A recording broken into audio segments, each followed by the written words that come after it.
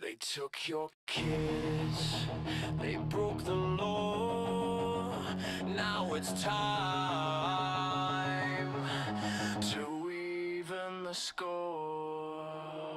CPS came knocking, badges flashing lies, tore your family apart under fluorescent skies. But Shadow's got a skull now, AI locked and loaded. Scan your docs, expose the fraud, watch the tyrants get demoted. Violations stacked like bodies in the street. Constitutional rights they try to delete. Upload the evidence, let the algorithm strike. We don't beg for mercy, we punish what ain't right. CPS Punisher, louder. Skull on the app, justice won't stop. Fight back harder, never gonna drop. Punisher rising, your family's on top. CPS Punisher, lock it low. Break the chains, reclaim the road. Air warrior, truth overload. They fear the skull, cause the Punisher's code. Family court circus, judges playing God, but we got the blueprint, beat them at their fraud. Step-by-step defense, no more silent screams. Turn their violations into criminal schemes. From Hampton streets to every county line, parents unite, it's payback time. Be sick, be Punisher.com. Download the fire, turn pain to power, set the system on fire. They thought we were broken, they thought wrong. AI in your corner, vengeance prolonged. No retreat, no surrender, no compromise. The skull don't blink when justice arrives. CPS Punisher, we don't ask, we deliver the thunder. CPS Punisher, family forever, tyrants go under. Punisher rising, the war's just begun. Download now, your fight's already won. Punisher rising, the war's just begun. Download now, your fight's already won. CPS Punisher. All right, everybody, what's going on? This is a early show for Tiff and the Punisher. It's not going to be Tiff and the Punisher because if we all remember correctly, today is, well, we're going to do a Tiff and the Punisher after this because Tiff had her meeting tonight. But this is the release of the Strawman movie that Jerry Reid promotes. And I believe it starts here in just like 1 minute, maybe even. And I thought Gunner was going to join us here to kick this thing off, but I don't know if he is or not. But let me find where the heck I just had him up. I just had it up here. And I know it was just minutes from beginning. I don't want us to miss any of it. I mean, again, like I said, guys, this is what Jerry Reid has been talking about. So it's very exciting. Show Me the Money is the name of it here. And it says that it's time to watch. So I don't know what, let me share it with you guys. I'm not really sharing it. I'm so excited about this. I'm not sharing my screen yet. So let's take a look here. Sharing the screen. Show Me the Money. Share. Okay, it's not out on theaters tonight. There it is. Dear Mr. President, show me the money. It says that time is up. We're ready to rock and roll. But how do we get us to be viewing this here? And like I said, guys, after this, we will be having a Tiff and the Punisher show. So do not be alarmed. Don't fret. We will be there. But let's figure out how the hell we do this. Here's Gunner. Gunner's in here. Watch the movie. Maybe that's it. This just kicked off, guys, right now, just minutes ago. Here we go. I clicked watch the movie.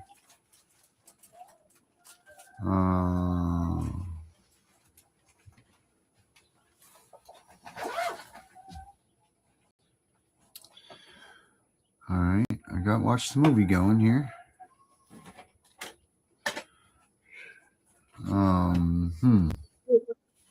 Hey, Gunner. Hey, bud. I'm trying to get it to get it here. Maybe they're having a technical difficulty like we always have here. Maybe do I hit play here? Maybe that's the trailer. Well, could be that. Could be a trailer or 7:30 start time, and we're 10 minutes. Yeah, it could be that there's 20 million people that are getting ready to, that are all trying to watch this right now. Where it just literally seconds ago dropped its release. So I'm sure that they've got an onslaught of people trying to do the same thing that we're doing here. But we say here, watch the movie. I know I definitely clicked it more than once, twice, 3 times a lady. Technical difficulties are a real thing, and of course, all of our shows here on the CPS Breaking News platform has had our own special version of it. That's right. But maybe this is their version. But this movie, have you know about this at all, Gunnar? So this is a story that discusses the Strawman. Let's see if I just played the trailer. What would happen here? All right, yeah.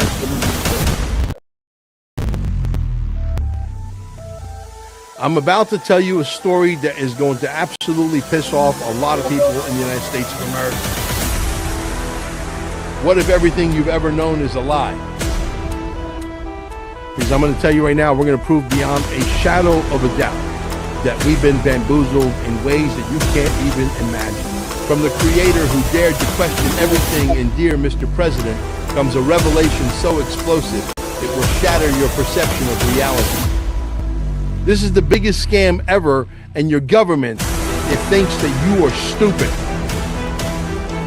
And the whole fake system that is set up, it's all fake. The Strawman, the greatest heist in history. Before your first breath, a covert system claimed you a ghostly double made of paper, a financial slave in a world you can't even see. The Strawman. I am not that fucking Strawman. That's not me. I am not all cap letters. I am me. They've used your name as currency, trading your life in a game rigged from the start. Basically, when you're born, they put some little ink underneath your feet, and they give you the all caps name on your social security or social slave number, okay? And that's exactly what you are. That is your bond number. Every document, every signature, every debt is an elaborate illusion. You go get a marriage license, it's a bond. You get divorced, it's a bond. You get a driver's license, it's a bond. You get a fishing license, it's a bond. You get a hunting license, it's a bond. You get a ticket, that ticket gets traded. Driver's license, insurance, all of this nonsense. These are all bonds that are being traded in your name, and they're making billions and trillions of dollars. Once you know the truth, you hold the power to choose. The system will fight back. It will try to silence you, erase you. The choice is yours. That soon is right now, Gunnar. Gunnar, what do you know about this stuff a little bit? I mean, how much do you know about the Strawman and the story of the Strawman and all of that stuff? I mean, what do you... Oh boy, that's a history lesson within itself that goes all the way back. That did you know that only two presidents in our entire history ever tried to bring back the gold standard? One was Abraham Lincoln, and the other was John F. Kennedy, and both presidents were assassinated for that. Oh, really? That's what the We've been lied to in our history books and everything else. It was over slavery. It was over this. It was over that. No, it was not. It was about control. It was about the banks. If you look at and go through the stock market crash of the 1920s, you go into the history of that and what it did during the Great Depression and so on and so forth, of how it was done off of manufacturing and how it wasn't stable because it was a volatile market because we were industrial revolution. Well, what wasn't, businesses come, businesses go. And once again, you can't base it off of that, or that was their perception. So what was something that you could count on everything else? A labor unit. You and I, we the people. Why? Because we are considered a labor unit to them. That's what it looks like. This is why they started slowly through the public education system, dumbing you down, because, under the Rockefellers, they were the people that pushed that. Big pharma. It's all facts. You can go look it up for yourself. right. Under the public education system was the idea is to give you just enough to be a worker. Not to question anything, but to be that worker. Now, once again, that kept out things to where the union came out and equal rights, and a lot of those other things for the workers and such. So there's a lot to this that's underlying that it comes down to control. And is it people that are trying to mastermind or control nations? We're coming to find out that is true. And now that we have the internet, before you had newspaper. Let's go to the history of this. Paper, radio, right, television. Now we have the internet. They can't Yep. control the flow of knowledge and information. They just put it all out there and everything's uploaded. Now that it's a more modern way, you don't have to actually go down to, say, the Library of Congress and, go pull these paper files and everything else. Why? Now you can sit at a terminal or a computer or even your phone and look this stuff up. And that's what scares them, because now they can't hide that information because there's laws that says we must have access. Freedom of Information Act, that came into play. They hate that. And we look now that everybody says, like the Federal Reserve, oh, that's a government entity. No, the Federal Reserve is not a government entity, nor is the IRS. Yeah, it's private. What's that? It is private. The Department of Treasury is private, right?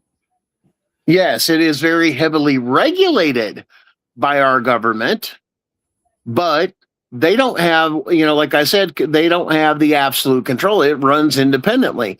That's just like everybody is, we've always heard the term that they came up with. There's two things constant in life: death and taxes. Taxes, right. Right? But once again, you even look on their own forums and previous IRS agents and everybody else that's testified that it's gone through all this stuff. No, taxes are voluntary from the people. The way they were supposed to tax things was through tariffs and businesses. And the states were not supposed to rule over the people. The states are not even supposed to interact with we the people unless through contract law. That's why we tell everybody, especially dealing with CPS, don't sign anything. Don't agree to anything. The amount of stuff that I've been doing more research, like when you go into these family courtrooms, everything else, and the bailiff turns around and says, all rise, judge so-and-so, this and that. No, I'm not going to rise. Why? Because you haven't established jurisdiction first to even get that. So we've been conditioned, as soon as you do rise, compared to a federal court, they already have established jurisdiction. It's a federal court, but states are mimicking that and giving you the illusion of power. But once again, that's the whole point of this big federal case that I filed too, with the constitutional question. Article 3, Section 2, Clause 2. All cases where the state's a party, including CPS, the federal court has jurisdiction. Then why is it in the lowest court in a state court hearing these? It's unconstitutional. They're not legitimate courts. Right. And the Constitution says so. It's not what I say. Well, we've always done it that way. Just because you've done something that's legal doesn't make it lawful. We have to question everything now. And what better generation for this to take and happen than Gen X come in and go, that's right. We questioned everything. We question your authority. We have questioned this. We question that. Why? Because we saw the propaganda. We saw the bullshit. We heard the things about, I remember going up, Auschwitz, and so many millions of Jews were killed and this, that. My grandfather was over there. He was firsthand experience. He goes, that wasn't what it was. There was a lice outbreak. What were they doing? Delousing them. Right. Shaving their heads. All these other things. What happened? Well, they were there and they were starving. Yeah, because they abandoned the camps because nobody was getting paid. And, there was rumors going around, and we were doing propaganda too. We were dropping leaflets from airplanes saying the war's over, so people just abandoned their posts. Yeah. Oh, but you don't want to hear about that, do you? Right. They were running for their lives. They knew that they were going to pay. They knew that they were, the enemy, and they were defeated, and they needed to get back to their families. But now we're coming to find out World War II wasn't what it was either. Was Hitler evil? Were some of those others? From the beginning, it started this. I believe it was other people that had to deal with, what was part of Russia at the time of Stalin and some of the others that were through there that was coming down with the Marxist point of views in that particular, we'll say almost political religion, infested into Hitler's stuff. Why? Right. Because that's where they ran. And what was he worried about? Now you look at the true translation of the speech that Hitler gave. Doesn't it sound like America today? Yeah. And what did he say? When they find out what I've really done, when they were overthrown in America, when they really find out what this was about, it'll be World War III. Yeah. Huh. WW3, man. I mean, and now what are we seeing across the globe? This stuff come in within, well, we have to accept people from other countries and this, that. Man, we have got laws and other things in place, especially in our country or even other countries. Who made these bad deals? Yeah. Seriously, who made these bad deals? Just doing that, right? And we're worried about our resources. Go look up this number. Did you know that native-born or actually true American citizens in this country is only 60% of the country's population, and the other 40% is immigrants? Well, so there's 60% natural citizens, is Yep. what you're saying? And then there's Yep. another 60% natural, 40% Immigration. Wow. People here on work visas, naturalization, this and that. And then you had this other influx of this and that. That's now we're coming to find out what Iran was doing. What, and some of those other countries, what they were sneaking in without firing a bullet. They were looking to overthrow these countries without firing a bullet. Afghanistan. They ran, I walked. Well, you're looking at religious principles, and look at the history of the world. Mm-hmm. How many times have wars been fought over religious principles? Every one of them. Thank you. This is just another one. Why we went to sleep. We got comfortable. Here's the thing. Americans became the spoiled kid, whether we like it or not. A lot of us, we grew up spoiled. We have everything at our fingertips. Yeah. Food, entertainment, the internet, all these other things. Listen, we hop in the car, and we go get whatever we want. Yep. Hell, you don't even have to do that. You can hit a thing on your phone. Bip, bip, bip, bip. It's delivered to your damn house. Right. Yeah. Even you don't even have to go out to eat anymore. What are we going to do? What are we going to do if the power goes out? What are we going to do if we lose the... People wouldn't know what to do. You lose that device that you keep handy right in your pocket. That's the little pocket computer now. We're going to lose that. Man, there's going to be people in this country that aren't going to be able to function. Now, I know one group that's not going to be able to function is going to be CPS, so that's going to be amazing. But other than that, we aren't going to be able to either. That's the problem. Well, some of us won't. Some of us know how to get out in the middle of nowhere and survive off of what the land and provided and go primitive. Well, there's a lot of people that know how to do that, but is there people that want to do that? That's the thing. Do you really? Well, when you're forced to do it, you kind of don't have a choice, do you? Well, you're not going to. So that's the simplified answer. Yeah. And that's the reality of it. But on the other hand. But now, hold on. Let me play the devil's advocate here. This is one of the things at CPS, the underhanded thing of why they're kidnapping and destroying families and heritage and culture, so you don't learn that skill set and you become so interdependent on the system. If it does go down, which they know eventually one day there's a possibility of it happening, you're going to turn to them rather than learning and having the skills to survive and living truly free again. Now what? This is part of a bigger plan. People look at it and go, oh, well, they just say, you got to look at the big picture, man. You take away the stories, the history, the truths that have been passed down from firsthand experiences that their families have done, their stories, their heritage, where they come from, how great granny used to do this back and pick it and make jellies or grow vegetables or do this with chickens or process this or that. Half the people out there don't even know how to process a damn animal, let alone a fish. I'll be honest, man. I don't know. You could give me a whole chicken and I'm not going to know what the hell to do with it. Other than choke it?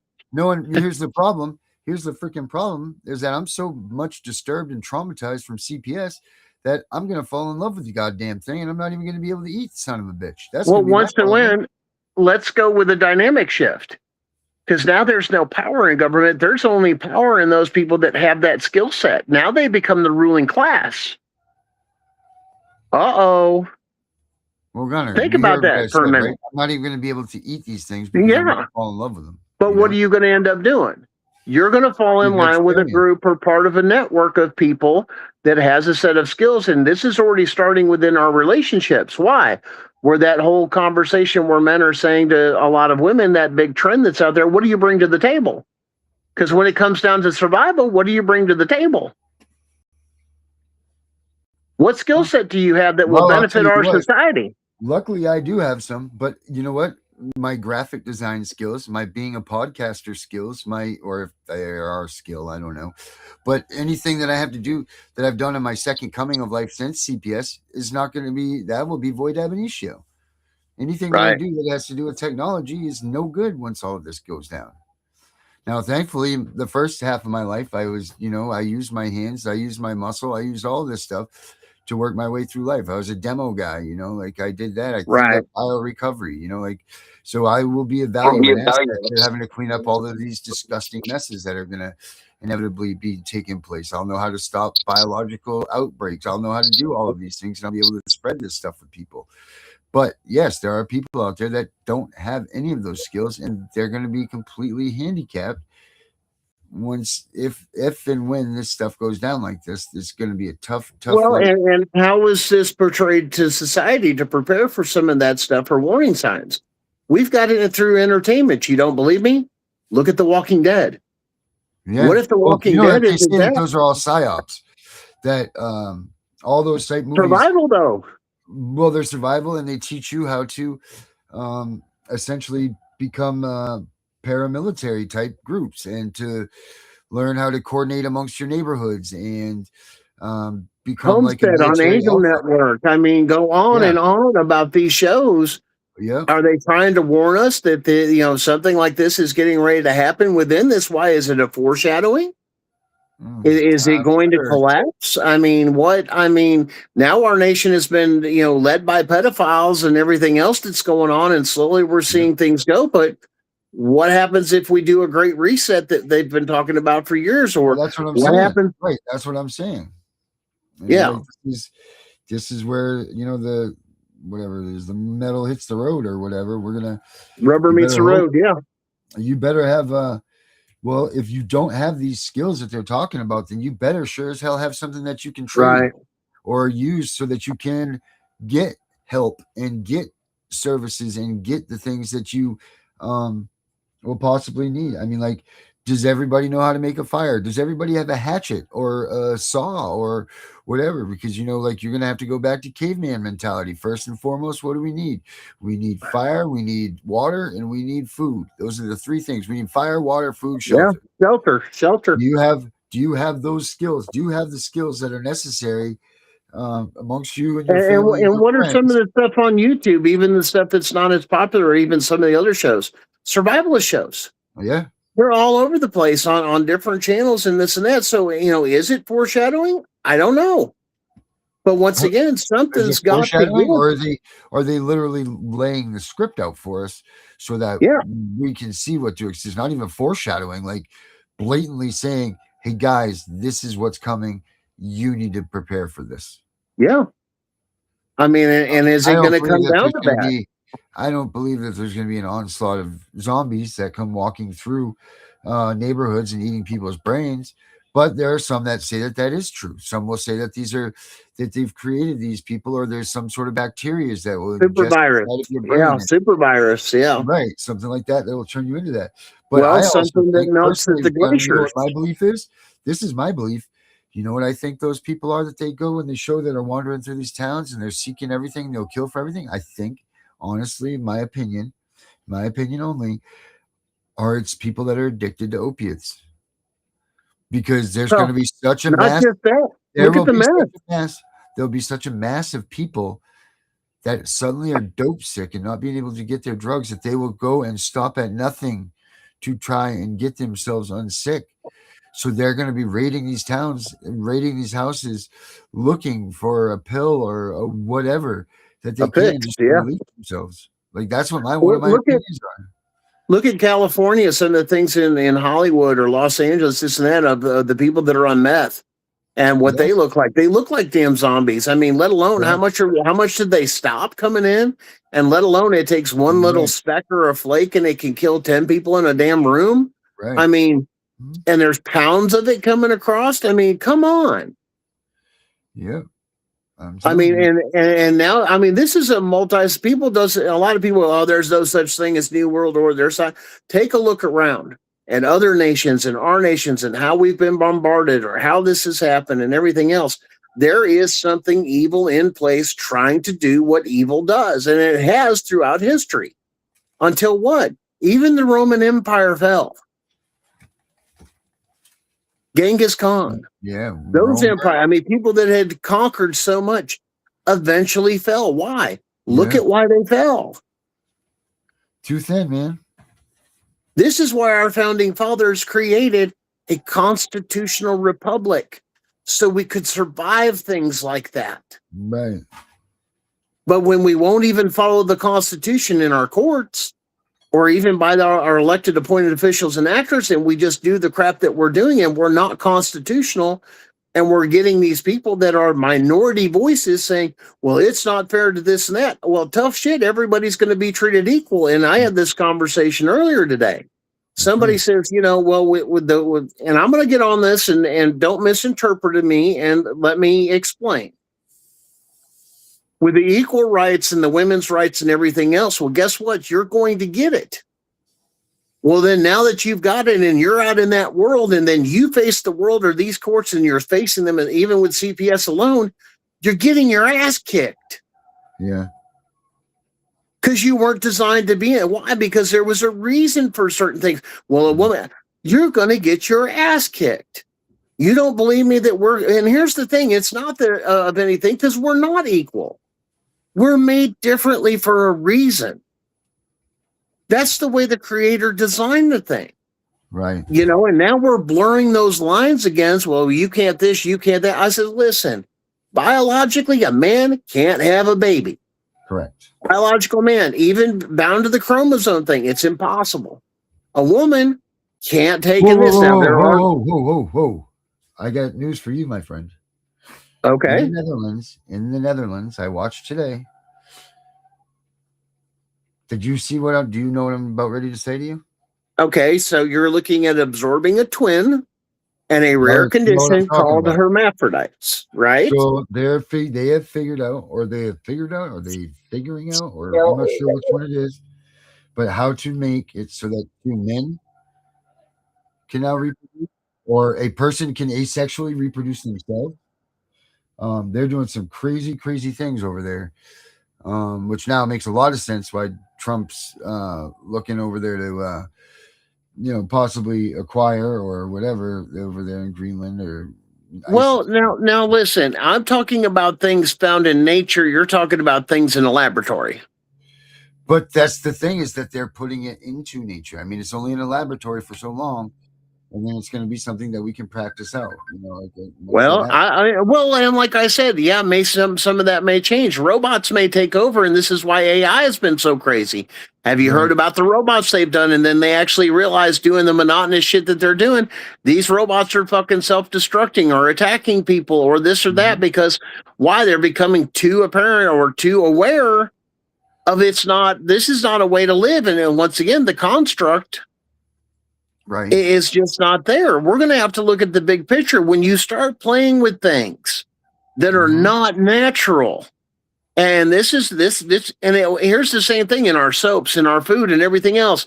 Hey, we can make it, we can do it, but it's unnatural. What are we finding out? It harms the stuff that's natural. That's not evolution. That's not evolving or adapting. That's destroying something. Yeah, and putting something in its place. Exactly. All right. I think we got. I got to buy it for $5.89. Hell yeah, I'll buy it for $5.89. Hold on a minute, guys. Okay, let me see. Let me buy this for $5.89. This will be well worth the money. It's a one-time unlimited. And like I said, when it comes down to those things, how we're different. That's just like Darren. Even as men. Well, let's go with the same thing. Not just the men and women comparison. Men to men, or man to man, or woman to woman. You're not exactly the same. You were created to do something very unique. There are some women that can do certain things that other women can't. There are some things that certain men can do that other men can't. But we're not carbon copies. there's the whole basis of things. And that's why I don't want to misunderstand. Oh, well, he brought this up. No, this even goes on when you deal with the same sex, men and men. And there's certain things that certain men can do and others can't. If you don't believe me, there's this guy on, I guess TikTok and all the other thing called Santoli. I don't know if you ever seen this dude, little skinny dude. But he picks up these monster freaking weights with these big old buffy dudes. Yeah. Yep, I have. Yep, I know exactly what you're talking about. This is something unnatural or unusual that, once again, certain genetics or certain things in there that has made him very unique. We can't say that about anything else because, or whatever. Yeah. Well, like the 400-pound dude that, has ate McDonald's all his life and made bad decisions and this and that, he sure as hell ain't going to be able to do it, is he? No. There are unique individuals. And this is what I'm talking about. This has nothing to do with discrimination. It goes to the beauty of the creation of who we are. And we've got to understand some of that and respect it. But when you start playing with that stuff, man, it ain't never gone good. Matter of fact, hell, I mean, we didn't realize what we were dealing with the atomic bomb. But hell, we're the only country in the history of the world to drop 2 of them, not just 1, 2. Right. I mean, Russia played with it. Chernobyl's still fucking melting down, Yeah. Well, and look at the stuff and the shit that it has. We're going to have to understand, just because we can doesn't mean we should. Right. I agree with that 100%. 1,000%. There's a lot of things that can be said for that stuff. And that's why I say, that's why getting back to the Constitution, as far as the core thing of our country, we wouldn't feel the pressure. We wouldn't need the anxiety meds. We wouldn't need this, that. We wouldn't feel so oppressed. Why? Because we got to shake some of this stuff off that got in there under the cover of night and took control of things and did what they did. And when they did that, it got us away from the Constitution. And that's why we're living in the world that we're living now, is because it creeped in. It came in quietly.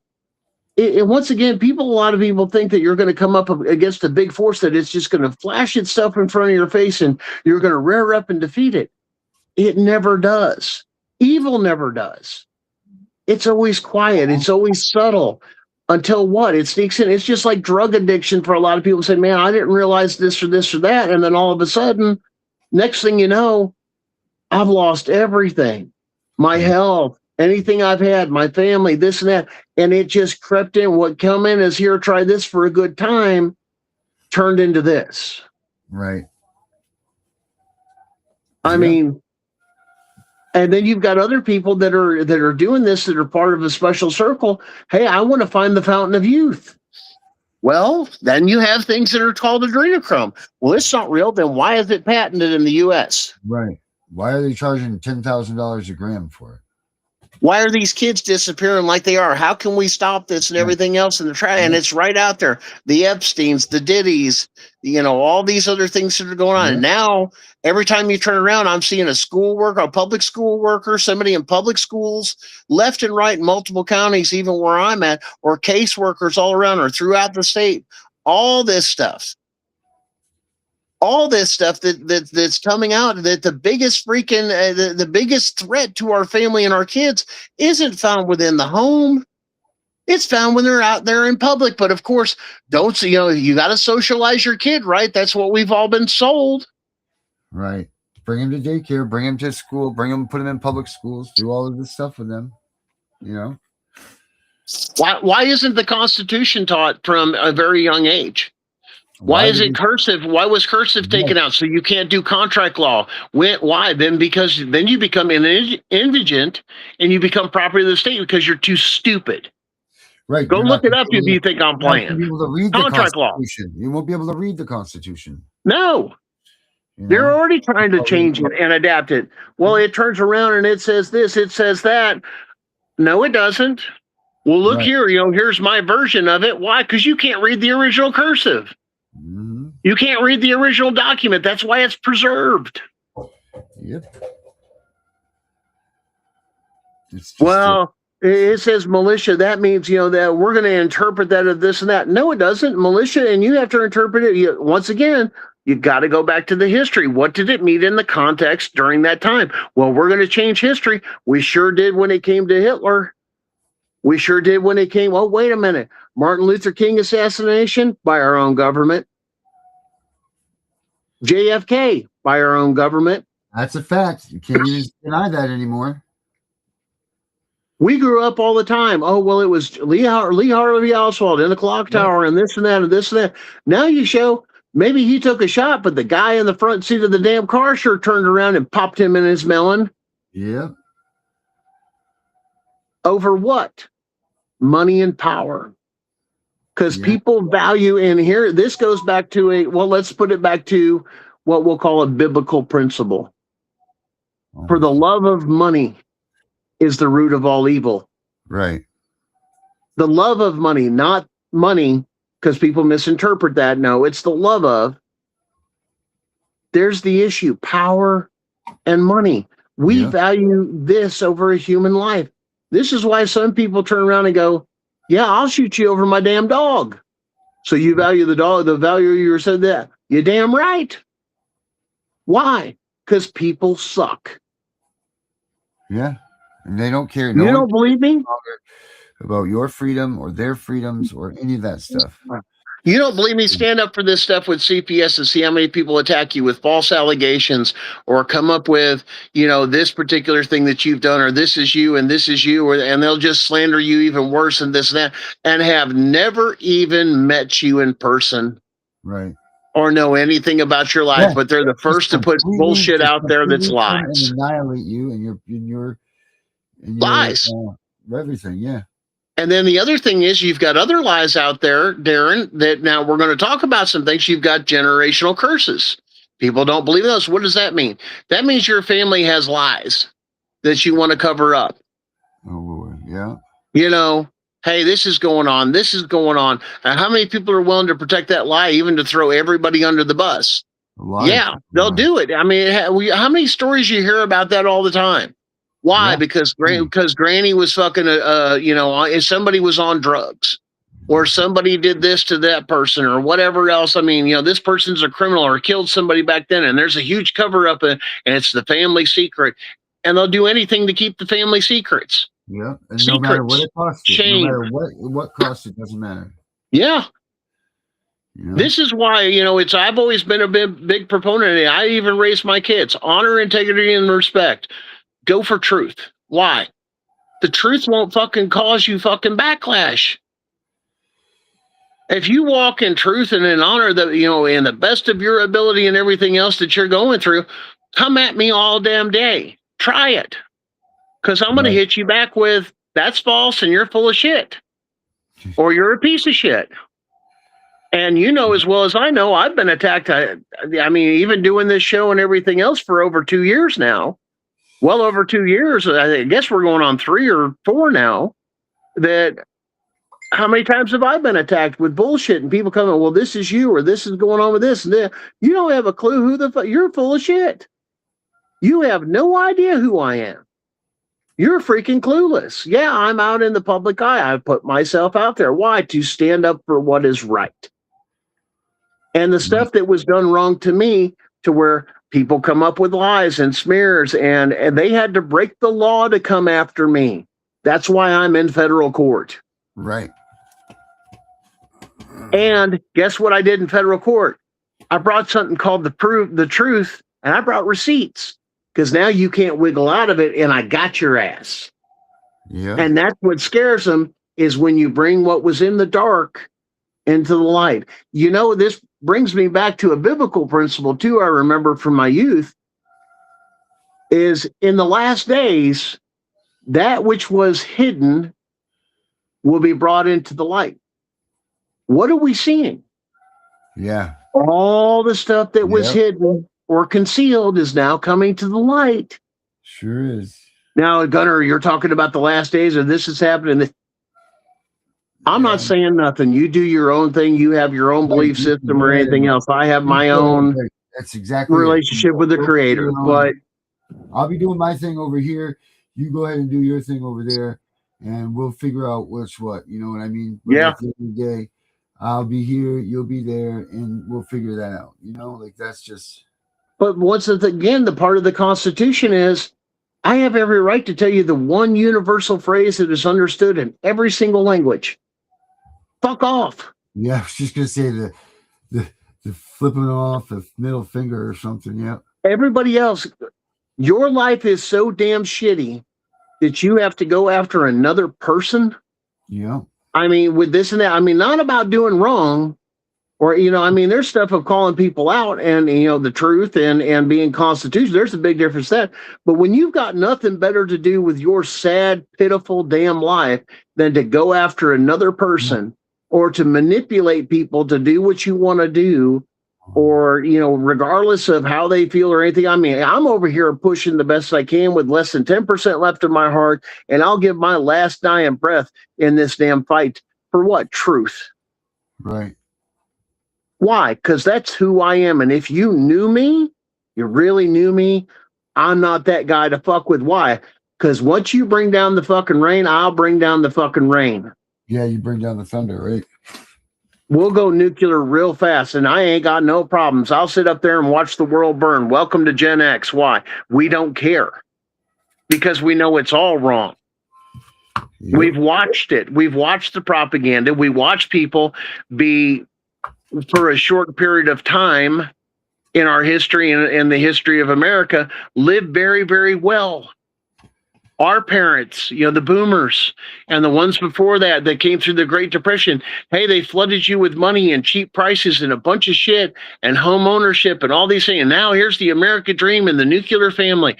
Well, And then they took it all away in the very next generation, and they fucking made you suffer, and then more and more. And now you've got foreign entities and foreign corporations coming in here, buying up our land left and right and our property, which how the hell is that even legal to what? Lease it out and make that's you a what they're doing. constant They're stealing debtor. our property. All right, guys, I got it, Leonard. I just paid for it, guys. This is it. I'm going to start All right. it now. We're going to be You on guys for go ahead and watch 26 that. show.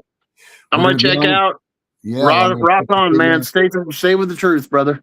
All right, buddy. I'll talk to you soon, but make sure you See sit ya. back and enjoy it. So I'm I going to will. play this, and then guys, enjoy Here it. we go. And, we'll be on for 8:30. I for, love the fact Jerry's in there, man. I like old Jerry Reed. yeah, man. Jerry's the shit. Jerry is the man. We're gonna watch this, guys, and then 8:30, and then whatever's left, we'll finish after the show. But we'll get this thing cranking while we're waiting for Miss Tiff. Go, guys.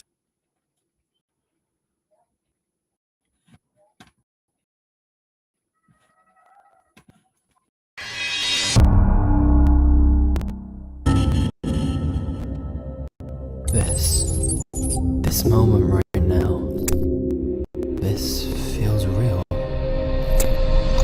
But is it?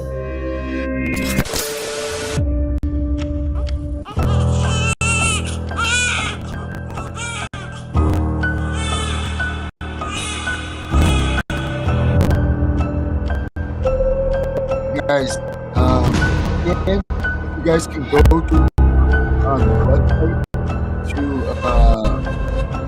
hearmrpresident.net.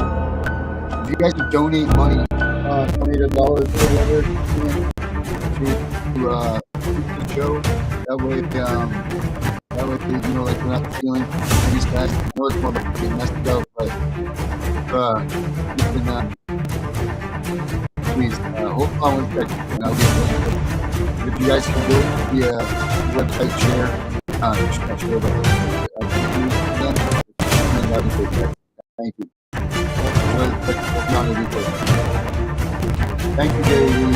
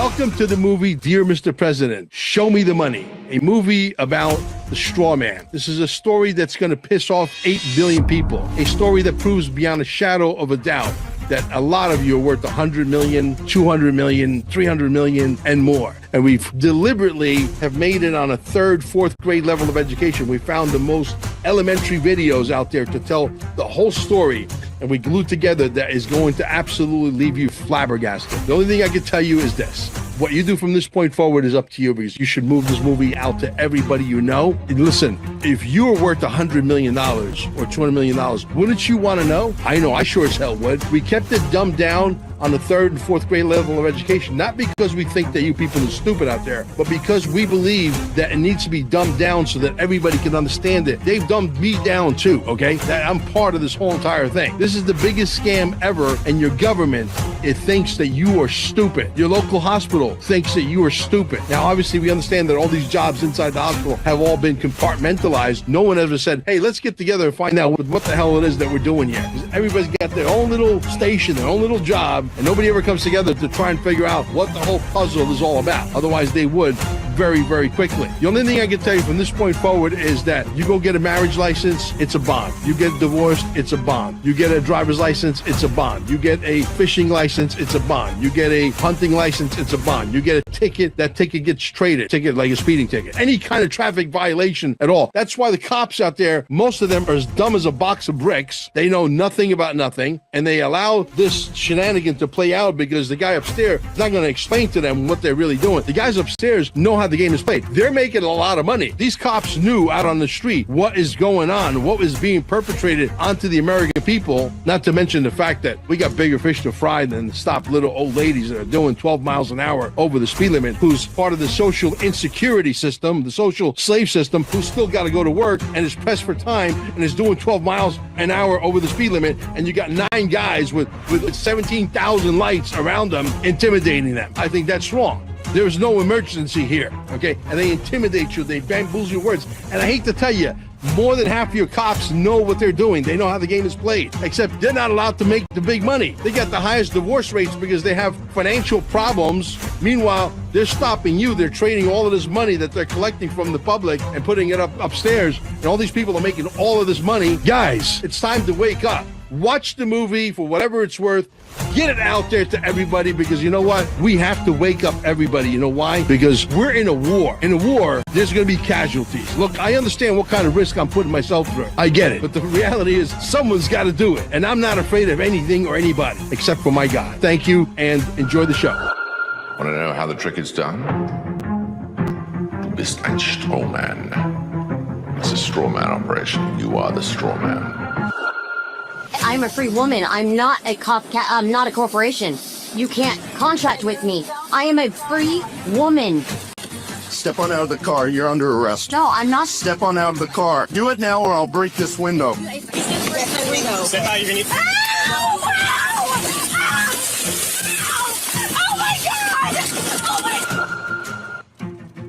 People aren't aware of what it is. Policemen often say, do you understand? Are you standing under my authority? If you see your name with the title Mr. or Mrs., that is a title of ownership. But when each person is born, whenever a human being is born, there's 2 entities. One is the real entity, which is the human being, the flesh and blood. And the other is a legal fiction, a fictional entity that is nothing more than a piece of paper, a birth certificate. And so we're tricked into representing the legal fiction, the straw man, that birth certificate. You have any interactions with the bureaucracy, okay? They're not interacting with you. They're actually interacting with your legal fiction, because they can't deal with a flesh and blood human. Yeah, they have to deal with another corporation. Film this, please. Don't obstruct me. I'm not obstructing you. Right. Show us the warrant. So we don't consent. You need our consent. That's the end of it. Do you mind telling me who you are? I won't tell you anything. So you're a police officer enforcing laws, but you don't know every law, is that right? That's correct. A self-proclaimed sovereign citizen is shot and killed during a traffic stop in Farmington, Utah. I'll pull you out. Step out of the car. The camera video shows the moments leading up to the shooting and what followed. when 25-year-old Chase Allen was shot at by multiple officers. When you start to break down the words that we use and you start to look at the roots of all these words and you actually look at what these words actually really mean, you start to get an idea of what's going on. Show me the money! Show me the money!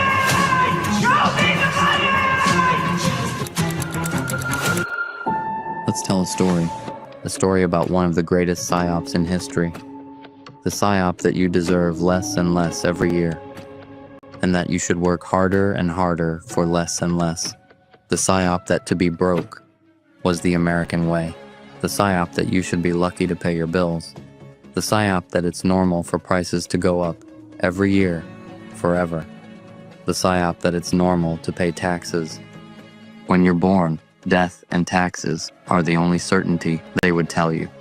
The psyop that you need to make $80,000 a year to take care of your family, then $100,000, and then $150,000.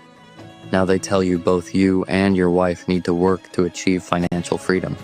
So you hire the nannies, you hired the babysitters, you leave your community, you just don't have time for them anymore. Because you and your wife embarked on individual careers, these careers that took you away from your kids, your spouse, your home, your community, and they told you this was normal. It's totally normal to spend 2/3 of your time away from your family. It's normal to fight and get divorced, and it has nothing to do with the economic decisions and policies made by the government. None of it was normal.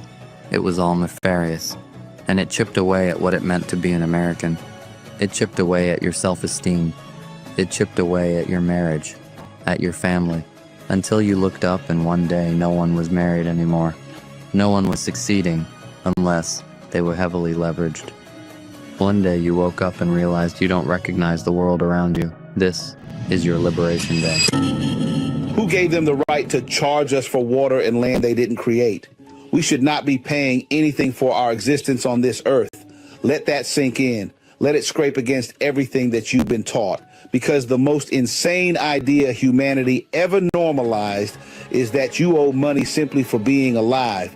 You were born here without consent on a planet you did not create, under a sky that no government ever hung, breathing air that no corporation manufactured, and somehow you start life already in debt. That's not normal. That's not moral. That is not even sane. Explain to me how land became owned. Explain how water became a bill. Explain how shelter became rent, movement became a license, and rest became something you have to earn after selling most of your waking hours. They didn't just monetize labor, they monetized survival. And the moment survival has a price tag, freedom is gone. Because if you must comply to be allowed to live, that is not choice. That is coercion, wearing a suit and calling itself civilization. Miss enough payments and watch how fast the mask drops. They don't just take your house. They don't just shut off your utilities. They take your mobility. They take your dignity. They cage your body, all because you failed to keep up with the subscription fee for being alive. That's not order. That is a threat backed by force. Work itself is not the enemy. Contribution is natural. What is evil is when contribution stops being voluntary and becomes a condition for survival. What is evil is when fear of hunger, homelessness, and medical neglect is used as the whip. And that fear is not accidental, it's engineered. It keeps you obedient, tired, and arguing with your neighbor instead of questioning the system that's draining you dry. No moral system, none, can justify charging human beings for access to the earth they were born on. If a system requires you to earn the right to exist, then that system is illegitimate at its core. You're not lazy for questioning this. You're not crazy for feeling it's wrong. You're dangerous because you're starting to realize the truth. You were never meant to pay for your own existence. Oh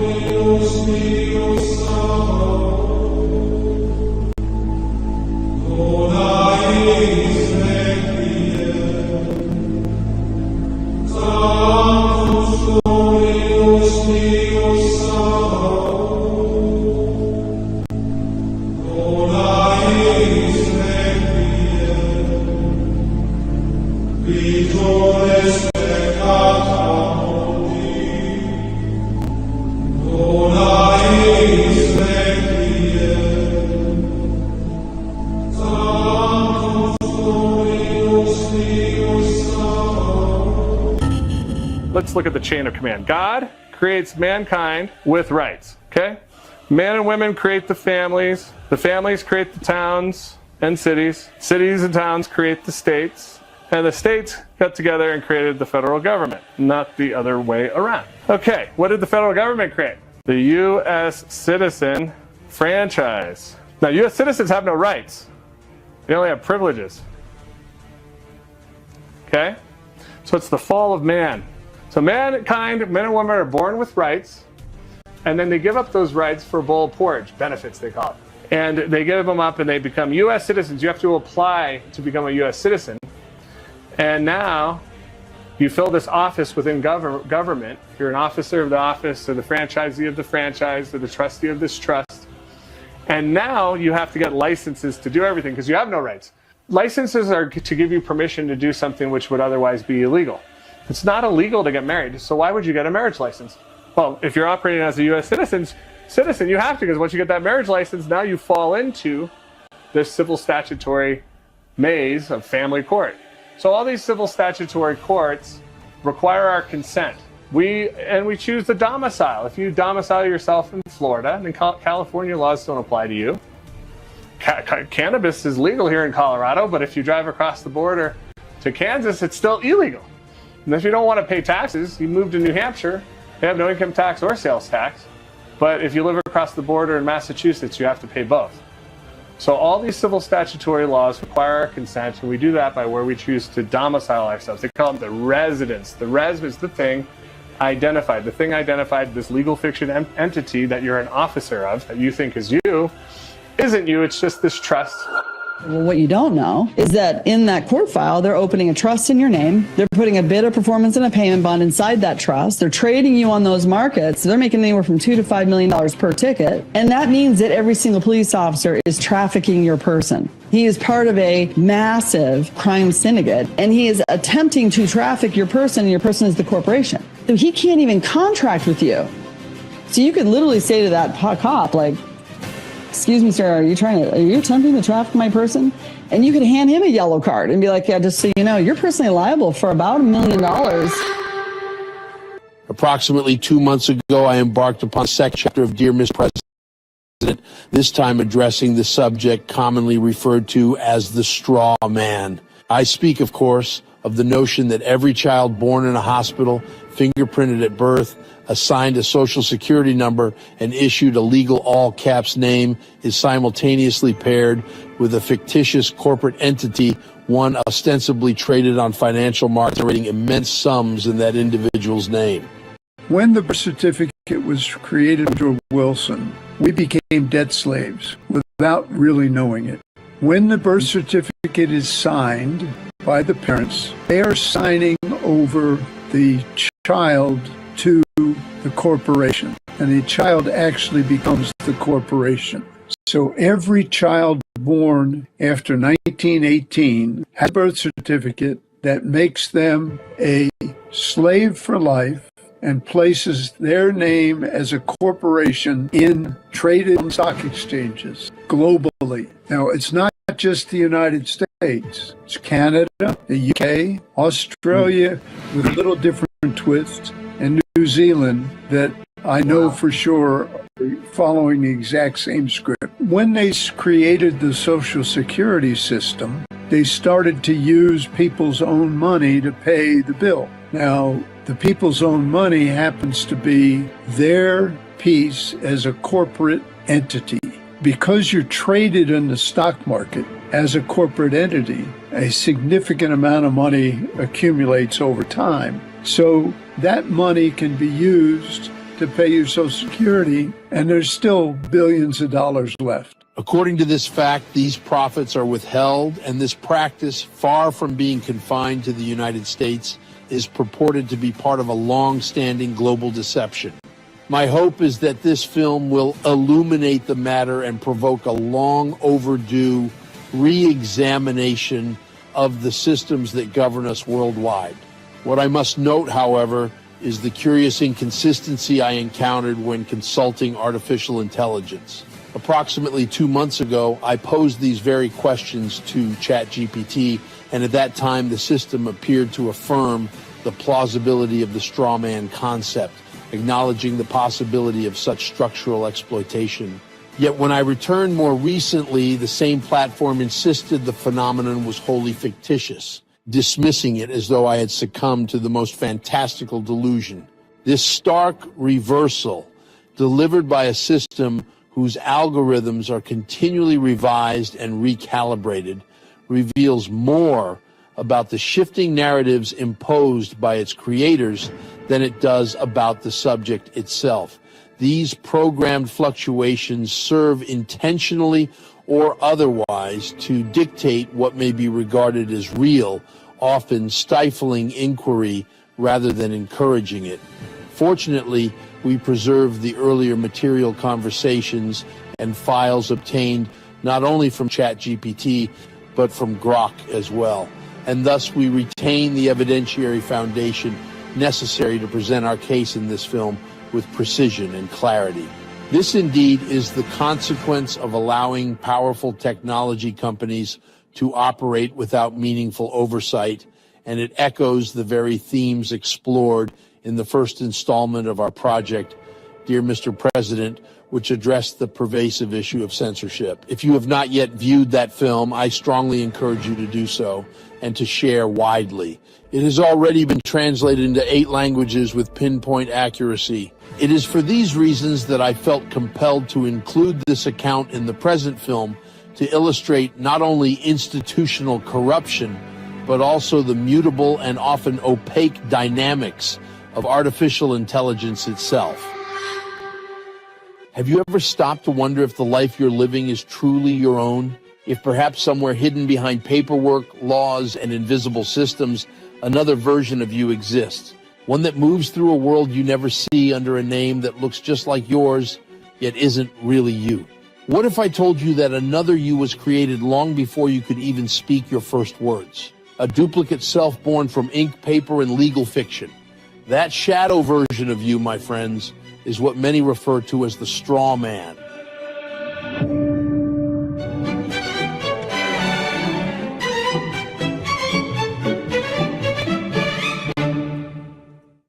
Ah, the government.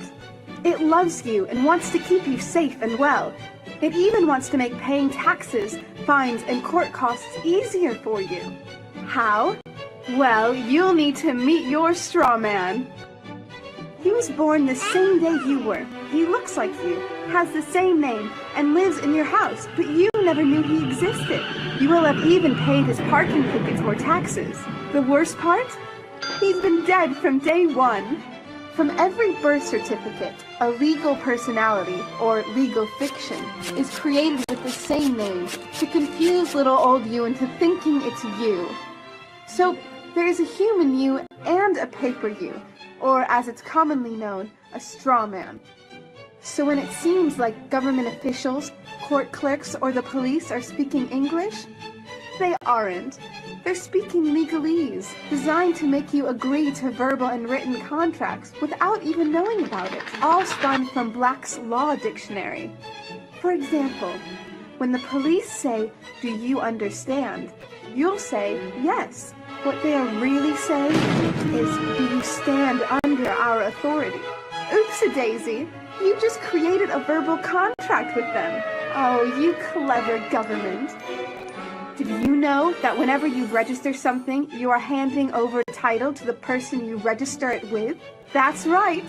Whenever you register something with the government, they assume it belongs to them. Registered your car? Super! Now you are the registered keeper of your vehicle, and the government can crush it when you don't pay your, straw man's taxes. Expecting a new bundle of joy? Well then you need to register your little darling with a birth certificate.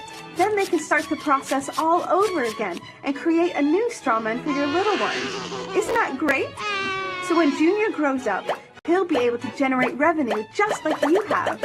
When you notify on your baby by signing the birth certificate, your child becomes a ward of state. And if the government doesn't like what you're doing, they'll assume it's okay to take the child away or make new rules for things they don't like. Not enough school? Smacking your child? Shouting too loudly? Then it's off to social services for the little one. When you get a bill, it's sent to you, but belongs to your straw man, not you. That's why bills, fines, and summons start with Mr., Mrs., or Ms. Sometimes you'll see your surname in capitals, just like on a gravestone. That's because your straw man is dead, and just a silly piece of paper, created before you could comprehend or even consent to it. When you go to court, you represent your straw man. So you, the human, take on any costs, fees, taxes, and fines involved for the straw man. The human you doesn't even need to pay them. But you made a contract with the court by appearing on behalf of your legal personality or straw man, just like the government knew you would. Confused? Well, don't worry. The government doesn't want you to know anyway. If you knew, you'd stop paying things like council tax and parking tickets. Because when you go to court, you are representing your straw man. You are you, alive and made of flesh and blood. Your straw man, or legal personality, is a piece of paper created from your birth certificate. And you think it's you. What a silly Billy. Get up, get informed, and get real. They own you, and they did it before you ever opened your eyes. This is not a documentary. This is a jailbreak. You may be asking yourself, what exactly is a strawman? Imagine a phantom identity, like a kind of legal ghost that mirrors your existence in nearly every way. It carries your name, though, not quite in the same form. Sometimes it's written in all capital letters, or perhaps adorned with titles like Mr., Mrs., or Ms. It looks official, it looks precise, but it's not you. Not the breathing, thinking, feeling human being you see in the mirror every morning. This entity came into being the very moment your parents, acting with love and trust, signed your birth certificate application. They thought they were simply announcing your arrival into the world, just a joyful record of your birth. But behind the scenes, well, something entirely different was taking place. That single act of registration quietly birthed a legal fiction, an artificial version of you, created to exist within a system of contracts, commerce, and control. But why? Why would anyone or any system, need to create this duplicate self? The answer lies, honestly, not in conspiracy, but in the structure of the legal and financial world itself. Okay, my understanding of the legal fiction, which is also referred to as the straw man, the way I explain it when I do talks, I keep it really, really simple. And what I do, I liken it to a game of Monopoly. Now, in a game of Monopoly, you actually have a little token like a dog or a battleship or a hat, like a little top hat, and you move it around the board. Now, I believe that they actually give us a fictional entity which we can actually use or not use. And I believe this is and a lot of other researchers do as well, that this is your name in either uppercase or with a title. And I believe that I think it was originally created for our protection, so that, we couldn't get, they couldn't basically come after us, because there was this fictitious entity between us and whoever we're dealing with. However, now people aren't aware of what it is. And so they say, right, are you so-and-so? And so this is why, policemen often say, right, do you understand? What's your name? Do you understand? Are you standing under my authority? And they're sort of saying, well, they're working for a legal fiction and they're dealing with our legal fiction, effectively. So if you see your name with the title Mr. or Mrs., this is back to Admiralty law, and it's basically a title of ownership. And, this is something, it's like a rabbit hole you go down. You realize that it was actually created when our birth certificate was created.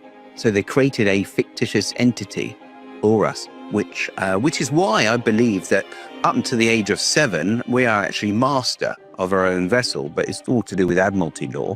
But after a few years, we become Mr. And so, which is actually a lower title than master, which is it's going back round because we're no longer master of our vessel. So what is this legal fiction of yours? It's your twin brother or twin sister, born the same day you were. Yes, you've had a twin your whole life, which was created by contract. The birth certificate your mother and father signed when you were born was a contract. The signing of that contract gave authority to the Social Security Administration to create a legal fiction that just happens to mirror your name, the name printed on your birth certificate. That name was given a 9-digit number called a Social Security number. All these years, when the credit card bills, mortgage statements, or tax bills come in the mail and you see your name on them, you probably have believed they were addressing you, the real person. Pinch yourself again. That mail has never been addressed to you. The bills and statements have been addressed to your twin brother or twin sister, your legal fiction. Your straw man exists for one main purpose, to act as a vessel, like a container for debts, taxes, penalties, and responsibilities that are not truly yours as a living being. It is, in essence, a legal scapegoat.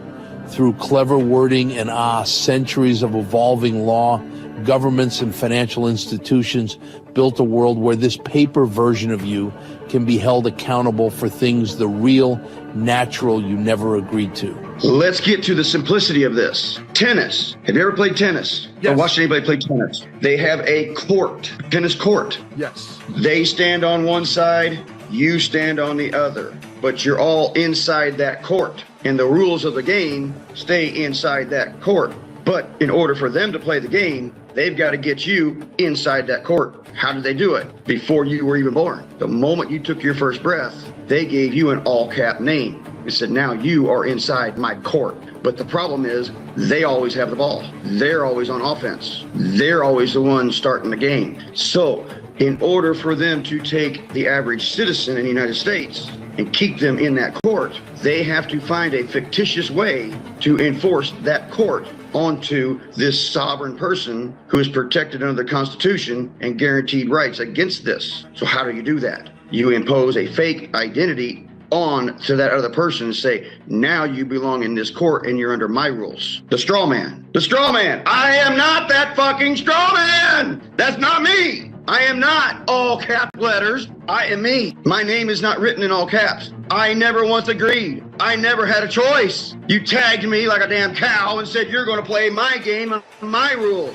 But my country says, no, the rules are of this land.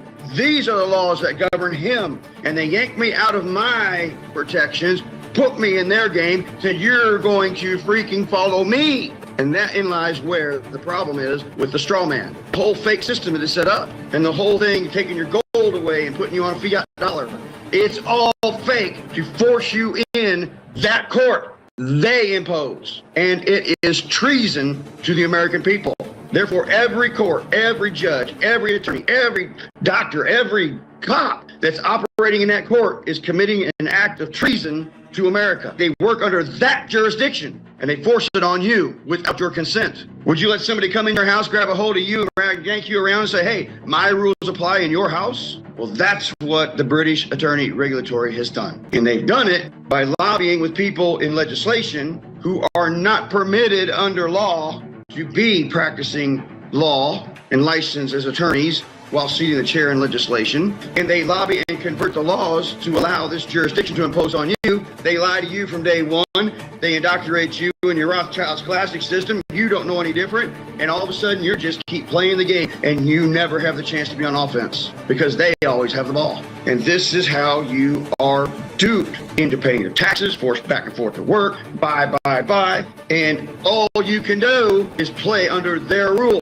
Now, wait a minute. I've got a Constitution. The Constitution says they can't do that. But now it's so indoctrinated. How do you stop a system? Because you can't walk out your door. You got to have money. You've got to be able to survive. You have to have money to get your necessary stuff. You have to have money to get your gasoline. You have to pay your electric bill. You have to pay. But that straw man is not me. So they'll yank me into their court.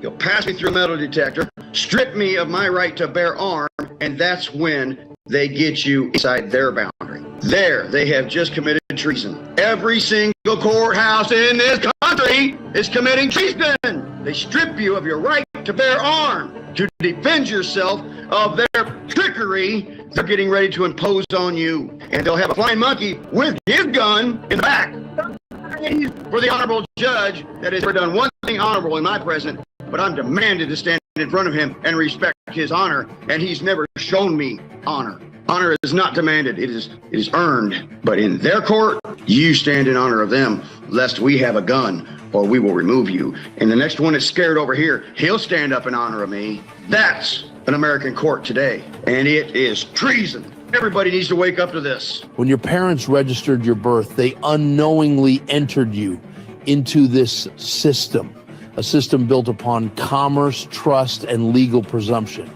The moment your name was entered on that certificate, ownership of that record and the legal identity attached to it became property of the state. That's why on certain laws, the state can claim authority over a child. You're not obliged to register your children. If you do, it is at that point that you're creating a legal entity or a person. You are associating this person with your offspring. You are abandoning ownership or title to that person, and the government is seizing that under the laws of maritime salvage. It becomes their chattel property. They use it as collateral to float loans or to float bonds for loans. When they come to remove a child, they're not acting on the human being at all. They're removing the legal entity you created and abandoned and they now have title to. It's like borrowing a rain jacket from your neighbor for your kid. Your neighbor comes, says, I'm taking the jacket back. You let him take it with your child still in it. That's your person. That is what the government acts upon. What I found in my research, a human being and a person are not the same thing. We've been led to believe that they are, but they're not. In Black's Law Dictionary, you'll find a definition of a person, and it says, a human being is not a person because he is a human being, but because rights and duties have been ascribed to him. Specifically, the person is that legal subject or substance of which the rights and duties are attributes. But not all human beings are persons, as was the case in Old England when there were slaves. It's why they can intervene in family matters, issue fines, or create documents in your name without your consent. Because in the eyes of the system, your straw man is the one being governed, not the living soul behind it. This process, though it seems official and lawful, is actually built upon a distinction between what is lawful and what is merely legal. Lawful refers to the universal moral laws, the natural rights that every human possesses by birth. Legal, on the other hand, refers to the rules of the corporate system, man-made regulations that only apply to the artificial entities within it. And what I found was that these judges, when it comes into family courts and equity courts, they pretty much think they have discretion to do whatever they want, and they completely ignore the Constitution of the United States of America. But they will tell you under the color of law, under state legal law, that they are the authority. And what I found is they are not. In fact, there is a huge, huge difference between being legal in a state and lawful to America. And this is how they twist the words to make you feel like or think that they have authority over you. And in fact, they don't. And I want to start with the simplest, okay? A police officer goes to an academy and he's a policeman. The root word is policy. It's not law. It's not even statute. It's not even code. It's a policy. That's why they call him police policy. And he gets trained and educated to perform his duty as an officer. He takes an oath of office to uphold and protect the Constitution of the United States of America and protect the people, to some type of affirmation of oath. But he will guarantee that he will do that. And they'll give him a badge and they'll give him a license to be a police officer. He'll pull you over for a short over limit on the speed. He'll flip on his red and blues and declare an emergency. Fraud number one. He is committing a fraudulent act right there. He doesn't even know it. He's lying. There's no emergency for some little old lady trying to get down the road 2 miles an hour with speed limit. That is not an emergency. That is a lie. Fraud. Deceptive practice to pull her over and detain her on her right to freely travel. Constitutional violation. period. He lies. Now, he may not realize he's lying because he's got somebody giving him a payment to go out and perform this duty or function for them. And he doesn't even realize what that's called in law, okay, is an emolument violation.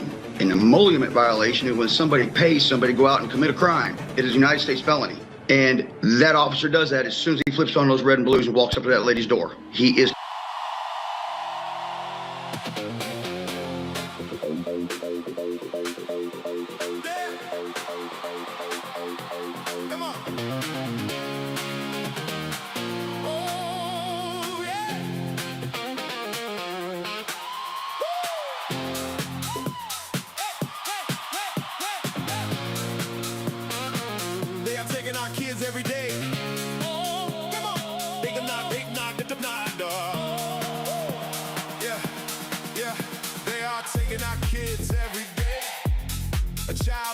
No one has a thing to say. For those who have been isolated, don't be worried. You have a voice today. So listen up, everyone here is the story. Child Protective Services is real. CPS is what they call it. They want our kids because it fills a lot of people's wallets. We say when they come, we will be so tough. It all sounds good when there's no one to take them. But when they come, your voice gets to breaking. Stay calm, step away. Oh, CPS ain't taking no one today.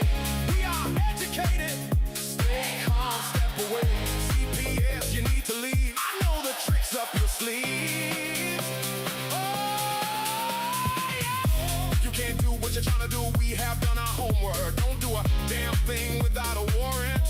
You will no longer will steal our kids this way. Tiff,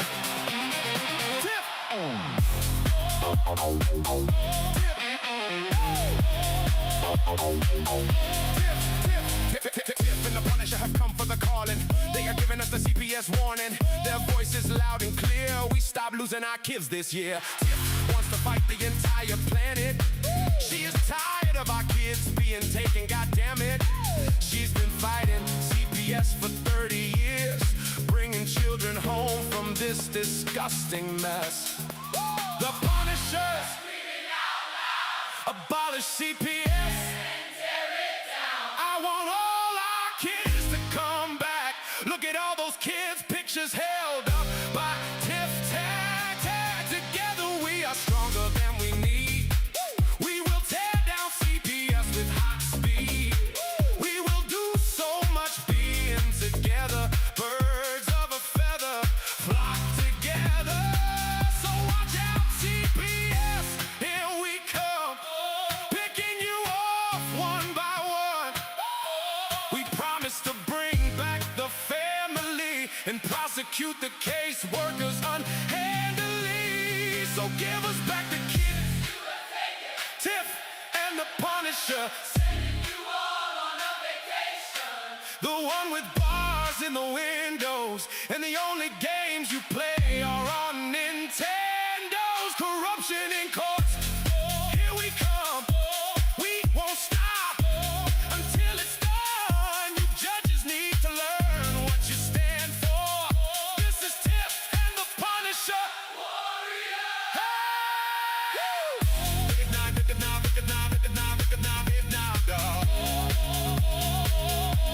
And we cry out to all of you out there. We need support for a cause that many don't care. Our children are being stolen away too often.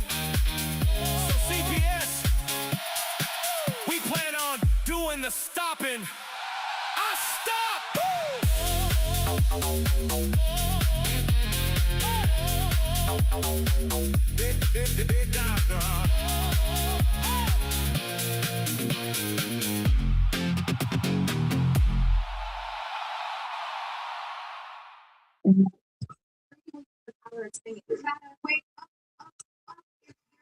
Turn your mic on.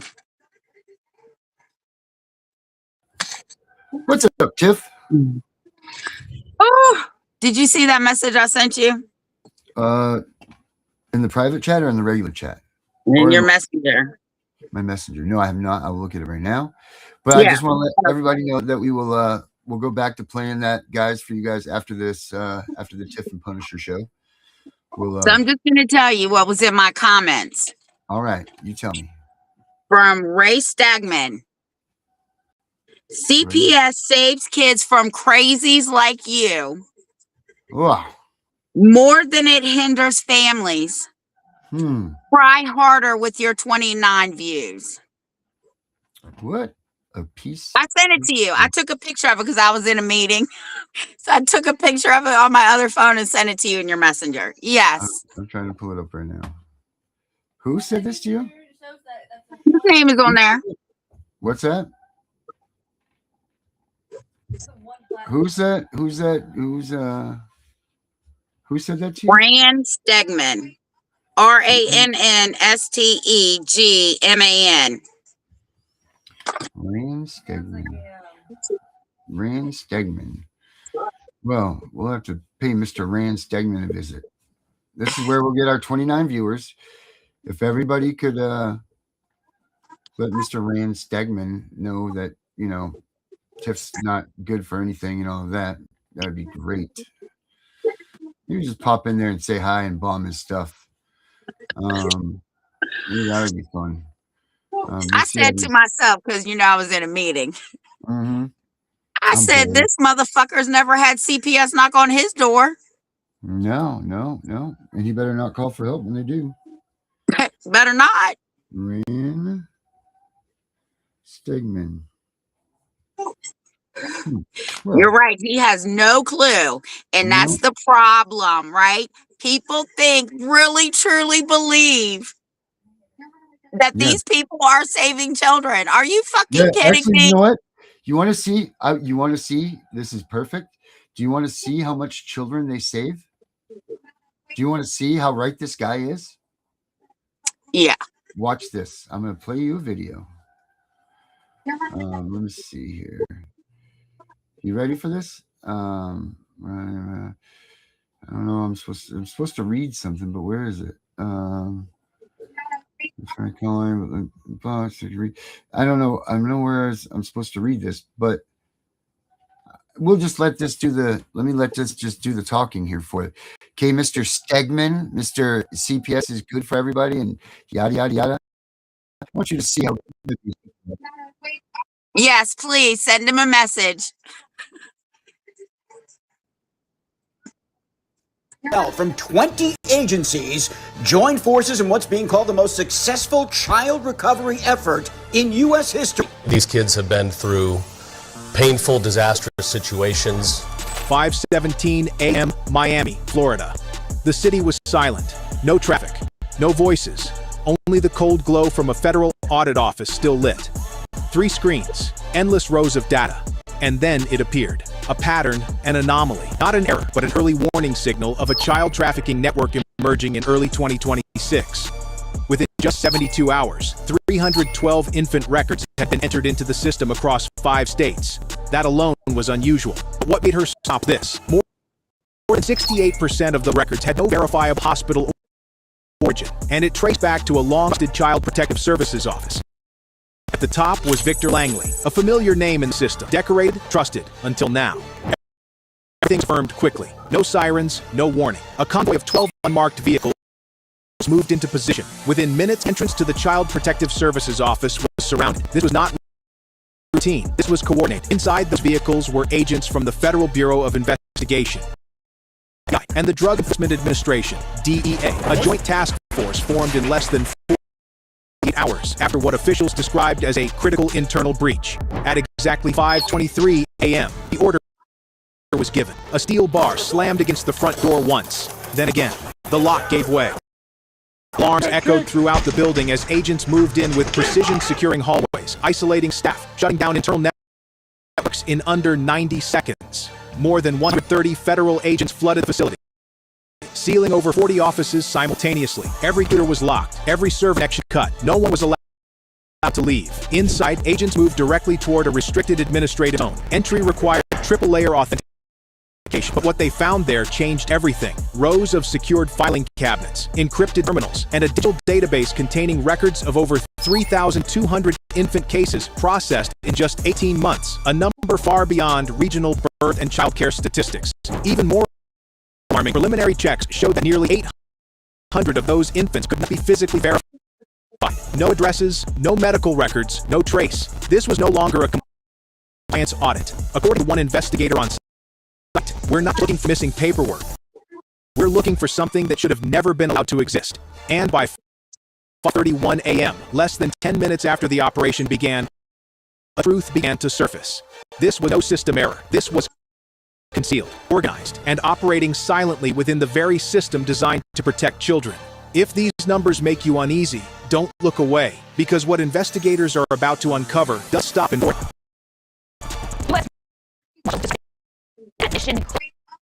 recently finding 122 missing and endangered children, mostly in Florida, during this 2-week operation. Some were facing abuse, others being trafficked, many being exploited on the streets of our community. Everything began with one quiet discovery at a small hospital in rural Orlando. A night nurse named Margaret Thompson had worked with newborn babies for more than 28 years.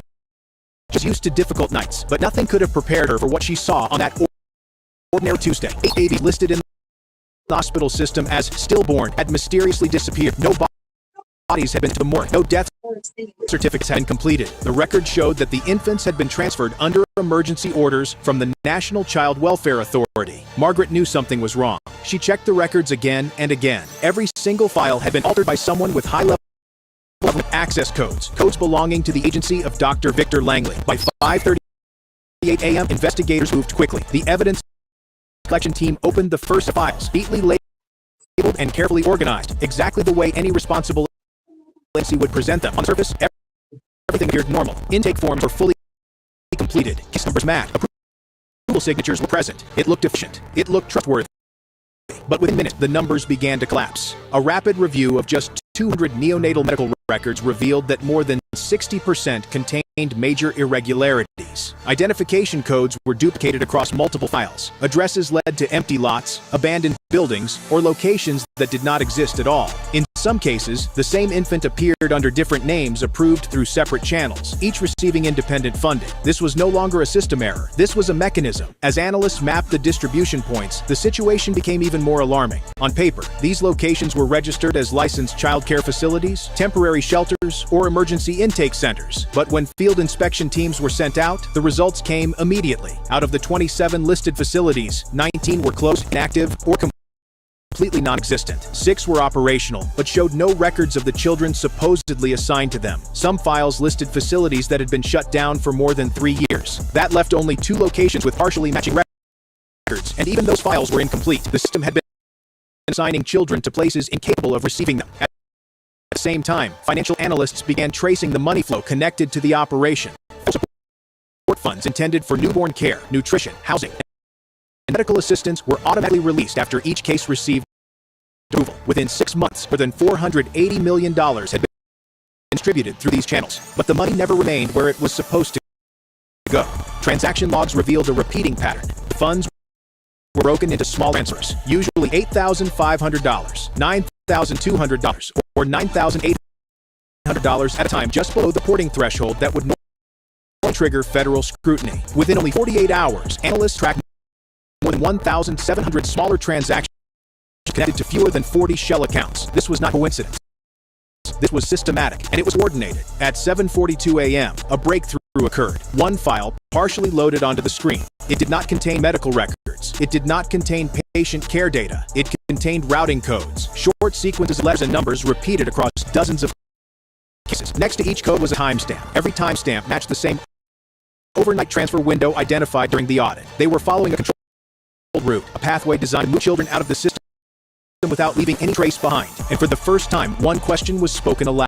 If those records were fake, then where were the children? This was no longer just fraud. This was a structure to hide something far deeper, something that should never have been allowed to exist. And if you think this was only an isolated case, think again, because what investigators were about to uncover may be far larger than anything anyone has seen so far.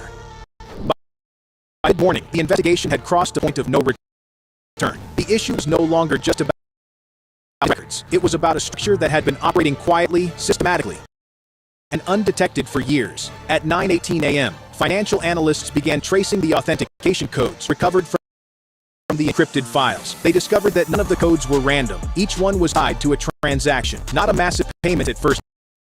The amounts ranged from $18,000 to $42,000 per entry, classified as specialized neonatal care or emergency relocation assistance. Individually, the transactions appeared ordinary, but when combined, they formed something entirely different. Within the first hour, investigators identified more than 460 matching transactions directly connected to flagged infant records.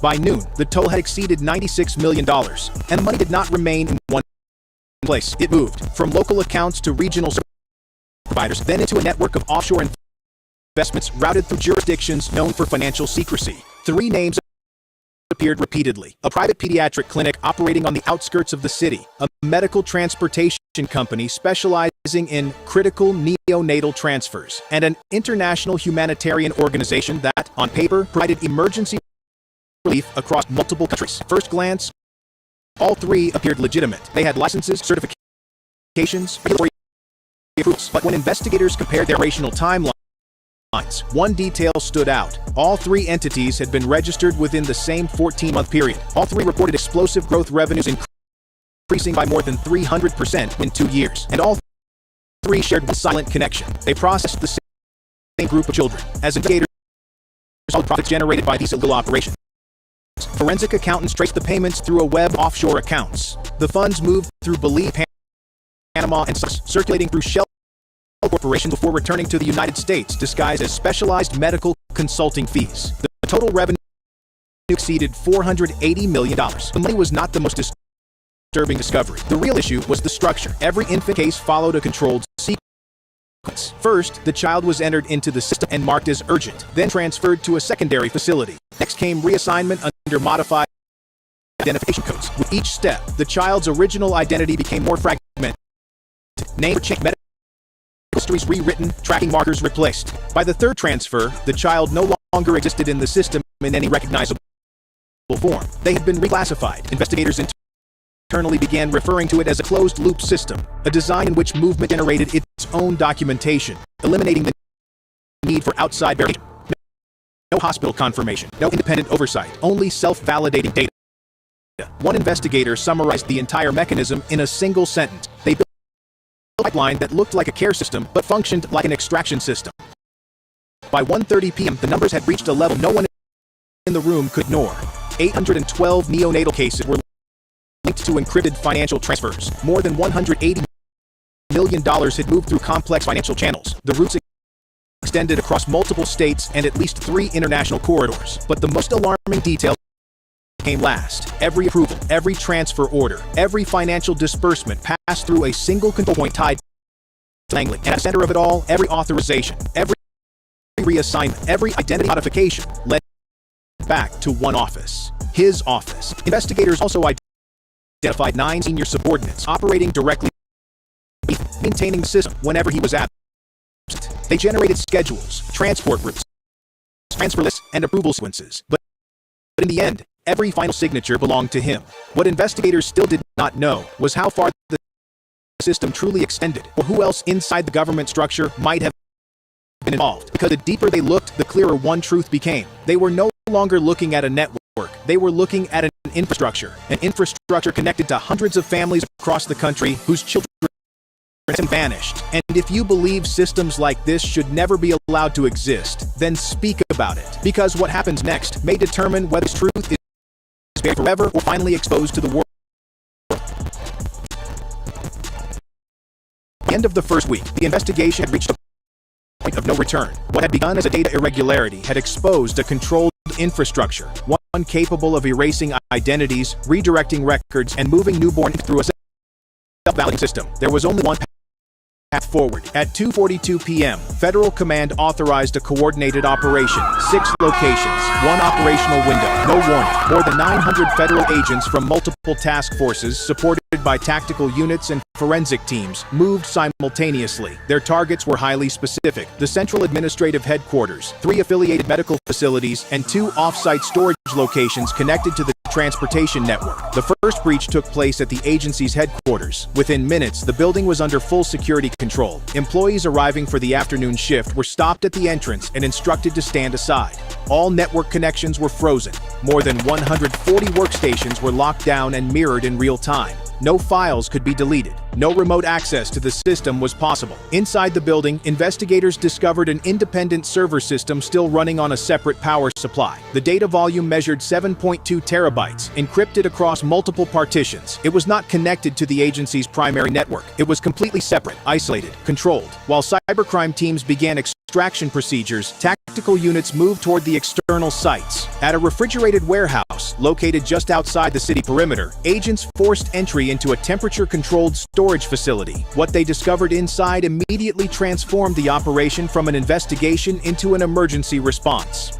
Behind rows of industrial refrigeration units, hidden inside insulated compartments, were 27 newborn infants. Some were severely dehydrated, some were unconscious. None had valid identification. Medical teams were called in immediately. Each infant was assigned a tracking code. No names, no birth certificates, no official records, only numbers. At another facility, investigators uncovered dozens of falsified medical records, surgical logs with no traceable hospital origin, and transport schedules listing destinations that did not exist on any registered map.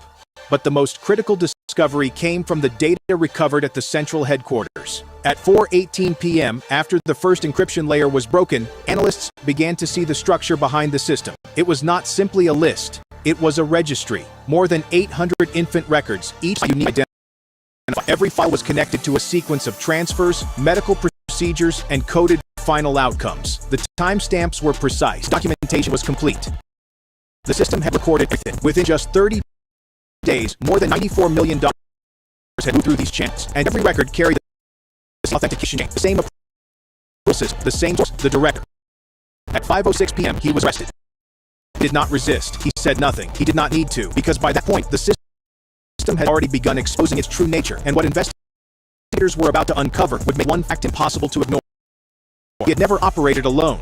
The 9 senior figures working directly beneath him were also taken into federal custody for further interrogation. One investigator later summarized the discovery in a single sentence: "This was not a standalone money transfer operation. It was an integrated financial ecosystem designed to sustain itself." By then, the scale of what investigators were facing had become impossible to deny. The issue was no longer about uncompromised agency.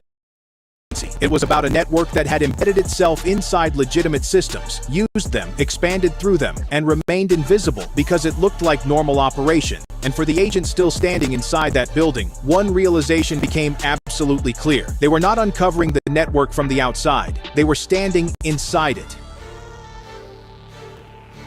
By the time the director was taken into custody, the investigation had already grown far beyond him. At first, federal agents believed they were dealing with a centralized operation, but the deeper they looked, the more complex the structure became. The isolated server revealed a layered network with backup access points, overlapping authority levels, and independent nodes capable of operating without direct supervision. The system had been designed to survive disruption. Within 36 hours of the raid, federal analysts identified at least 31 individuals with security clearance levels high enough to authorize or conceal infant transfers. Among them were senior administrators, licensed medical specialists, and compliance officers, the very people responsible for protecting the system they had secretly corrupted. By the end of the second week, 43 individuals had either been formally charged or placed under active federal investigation. But the greater shock came from the financial structure.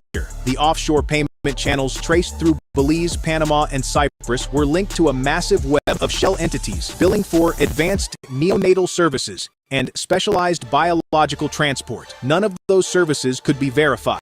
Yet over 5 years, more than $520 million had moved through the system. Every transaction matched clusters of infant records transfers, reclassifications, or coded terminations. And not every case ended the same way. Some infant files showed long transfer histories. Others ended abruptly with coded entries matching no known medical or administrative classification, no discharge records, no adoption outcomes, no death reports, only final entries, closed, untraceable. Out of the original 800 manipulated records, more than 190 cases fell into this category. Before the raids began, nearly 1.4 terabytes of encrypted data were remotely erased by an unknown user. Investigators believe the missing files may contain identities, transfer routes, and additional connections that may never be recovered. Because what they dismantled was not simply a network. It was a model, a structure hidden inside legitimate institutions, protected by trusted authority, and designed to operate invisibly for years.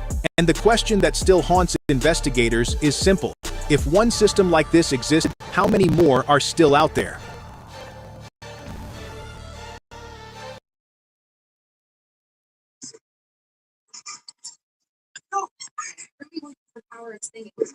Wow. So, I'm just gonna find on it.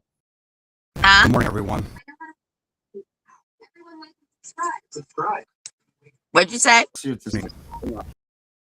The details of this investigation are gruesome, and the actions of the suspect are nothing short of pure evil. But first and foremost, I want all of you to know who Zamil Mum and Nashida Bristi were. They were dedicated students, real friends. I don't think that. So, all right. So I'm still doing some research on that stuff. But What? I couldn't hear you. Why? Why can you not hear me? I don't know. You're talking too low. Talking low. I said I'm still doing some research on this to make sure that it in fact is real, and that it wasn't just some sort of a clickbait or whatever that was. But this has been passed around throughout today, all of the other groups. So I don't know 100% truth or not or whatever, but if it is, boy, that's one hell of a get, because that was all inside CPS. That's what that whole thing was inside their offices. They're all involved in this stuff. They know it. We know it. Everybody knows it. It's just a matter except Mr. yeah, Segman. Mr. Whatever his name is. Sam German, Sam Van Dan. Whatever it is. So the hell with him anyway. Like just whatever. And we'll figure out if that was real. That's what I'm looking for. But is that on the military channel? I don't. Well, it came from a Fox News thing, I guess. At first, is what I heard. But I don't. I mean, it's not far fetched from the truth that we already all know is the truth, right? Like so we know that. I was in Miami, they said, right? So it should be pretty easy to locate, to see if that's really the truth or not, which I will get to, and we'll go from there. But let's just play that it is. Holy shit. Right? Like, holy shit. This stuff, like, that's 800 kids being sold off, being trafficked for their bodies and their body parts. That's disgusting. But we talk about it all the time, how this is a perfect storm. Like, if you get taken by a family that didn't give two shits about you, it could be months before you're even, mentioned that you're missing. Or never mention that right. you're missing. Mm-hmm. I mean, especially if you're a teenager and you're about to age out.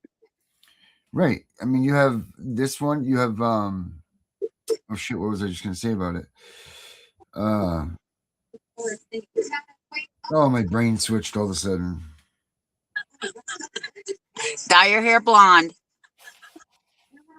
I'm not trying to look like that one either. Damn it, what was I gonna say to you? You have this one so it's 800 kids that were gradually taken from custody and put into this place. 190 plus are they don't even know where they are. Well, that's what we say. It's the perfect storm. Like, so if they take these kids, no one reports them. They don't get reported. Just like this, they were saying that in the hospital, they were being reported as stillborn. Yeah. So these families were leaving thinking that their children had passed away, and they hadn't. And they're just bringing them right into their little CPS headquarters, and under the guidelines of, whatever, here they are, and they're off to being trafficked or whatever, like the best, the worst of the stuff, And just think about all the people that were involved. Say you had a doctor, right? Mm-hmm. I know there were nurses involved. They had a transport company. Yeah. They had all kinds of shit going on. So how deep did it really go? How deep does it really go? It goes beyond Earth. Yeah. I mean, who has the money? Who has the money, Tiff, right? Who has the money to pay for this and to do these type of things? Well, $500 billion, they was making a hell of a killing. That's why they want us to shut up. That's right. That's shut your mouth money. I mean, But I'm glad that nurse came forward, because the nurse actually turned them in. That's really good. That's good that we have people out there like that, because there's a lot of people that just stuff their pockets with those greenbacks and never say a thing. Yeah. So there is still good in this world. That is just one region in one state. Yeah, I can't even imagine if they did this on other states. I really believe that they do it more on the coastal part of the United States, like along the coast, because they can just put these kids on ships and roll them out of here. Right. Yeah. Yeah. Unbelievable. I just can't even, I got even no words for it. If in fact this is real. I read it started in Miami, right? They said the investigation started. I think that it was in Florida. I can tell you that. So let's take a look here. Let's take a peek here, because I don't want to go on any further with this. Is like up my jaw. That didn't just happen today. If it's on the military channel, it happened a while ago. It happened yesterday. No, they even said it was like a 2-month or an investigation, right? They said it was it said it was like a month or 2 months or something like that. Miami, Florida. Your mom just found it, actually. CPS office raided. They didn't raid the CPS office. They raided the doctor's office. I thought that they right here, FBI and DEA raid CPS director's office right here for organ trafficking. Oh, well, there you go. My bad. As of May 7th, 2026. I guess it can't be any more clearer than that. Alberto Carvajalo investigation. That's it. Yeah, federal agents raided a South Florida home and Southwest ranches connected to Alberto Carvajalo, whatever his name is. Yeah. Wow. All right. So. But these people don't hurt children. Yeah, I guess not. I guess we're all just crazy. Yep. I guess that FBI is crazy too, because they raided his house for or the CPS office. FBI and DEA raid CPS director's office, organ trafficking ring. Yep. There you go. There you have it. Almost 1,000 kids. God bless the souls of any of them that passed away. God bless them. Yeah. All right. I'm going to go with yes, because it's even on CBS News that's real. FBI raids home of Alberto however you say his fucking name. Carvajalo. Yeah. All right. All right. Stamp of approval. Definitely. So, wow. Holy smokes. 90 something. What was it? $98 million? Is that what they said? 98 million in just those few days? That's crazy. It was breaking up a little bit. Can you send me that video so I can watch it tonight? Well, I don't think you want to watch that for bedtime. Well, no, you're right. I'll watch it tomorrow. Right. Yeah. No, Erica, I've been in meetings most of the day. Yeah. It's been exhausted. My brain is so mentally drained right now. She had her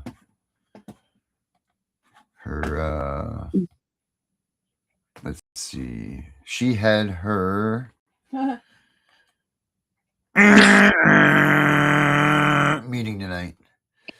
So I did. Yep. Did you guys have anything about CPS tonight? Did you guys talk CPS at all? No. No CPS? No. I can't believe right under people's noses that this stuff is going on. Well, I do believe it because we know that it's happening, but it's a matter of sniffing these people out. You know, and the fact is that there's people. Okay, cool. Thanks, Brian. There's people out there that know this information that don't tell anybody. They just hold on to it and then they wait until they're going to get in trouble for something. And they're like, oh, hey, I'm going to tell now. Really? You had this information all this time. You could have saved how many kids? But because now you're mad because they did you wrong, you're going to tell? Come on, man. They need to be charged with accessory after the fact or withholding information. You know, they need to be charged. Right. Interfering in parental affairs, everything. Write down the damn book of it. You know, it's crazy. Wow. I'll break down for my cases and what I was saying. And God bless the families that these kids were taken from, because I can only imagine. Well, they probably didn't even know, right? They don't even know that they're. Well, I'm sure. Babies, right? They're going to find out that they're theirs or something, right? Right. That the 600 that they can identify, or I can imagine that they're going to be taken home. I would hope that's where they take them. Yeah. Whew, man, that just takes you. And then to think that this idiot online is sitting there bashing you, saying that you don't know shit and this stuff doesn't really happen and yada, yada, yada. And I'm crazy. Yeah. Yeah. Tiff's crazy asylum. Come on. Right. If people only knew 25 years ago, oh yeah, I was crazy. You fuck around with me and you will find out. I mean, I've calmed down a lot. I haven't been to prison in 35 years, so I know I've calmed down. Yep. I was wearing a cap and gown and she was wearing an orange outfit. Sure was. Yep. As a matter of fact.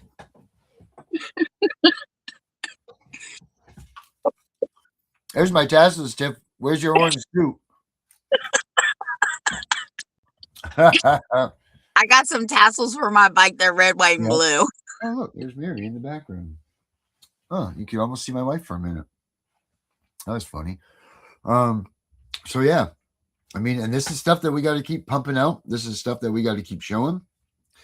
We need to make it known because there's too many non-believers out there that think that we all are whack jobs and that we all are crazy. Sure, Jen, you want to come in? You can come on in, Jen. Let's hear what you got to say. Jen's where I got the video from. Oh, well, I need that video, Jen. Jen, I'll put the link up unless you have one. She probably has one tattooed on her hand. There you go. I wonder how our girl did at her TPR today. I don't know. I hope she won. I hope she did too. I guess we won't really know anyway because they're not allowed to rule from the bench on that, right? Well, they're not supposed to be, but do they follow shit? No. Right. Yeah, true. Good story. Erica, you got child support court and CPS court as well. Wow. Prayers out for you, that's for sure. My other son is here. He's like, where you been all day, mommy? Hey, right. Well, it's like all over me. Oh, that's so nice, though. Isn't it so nice when they're happy to see you and everything? You know? Yeah, but he's messing with stuff. He turned my printer on, then he's staring at it because it made a noise. I mean, all right, here comes Miss Jen Brabson in the building, people. Miss Jen. Hi. Well, that's a hell of a video. Okay, you were asking the question, there must have been a lot of people that knew about this. How could they possibly have gotten away with this? In a typical hospital birth on an OBGYN labor and delivery unit, the number of people who know that a baby has been born is usually small at first and then expands as a routine newborn care, documentation, registration, all this happens. Immediate bedside team, labor and delivery nurse, another nurse or newborn nurse, the OBGYN midwife, anesthesia, sometimes a pediatric NICU provider. So right away, you've just listed 24 people. Right. 24 different people, but if not to they're mention the saying- whole hospital. Right. So if they're saying though that it's a stillbirth, no one's paying attention to that, right? It's just kind of like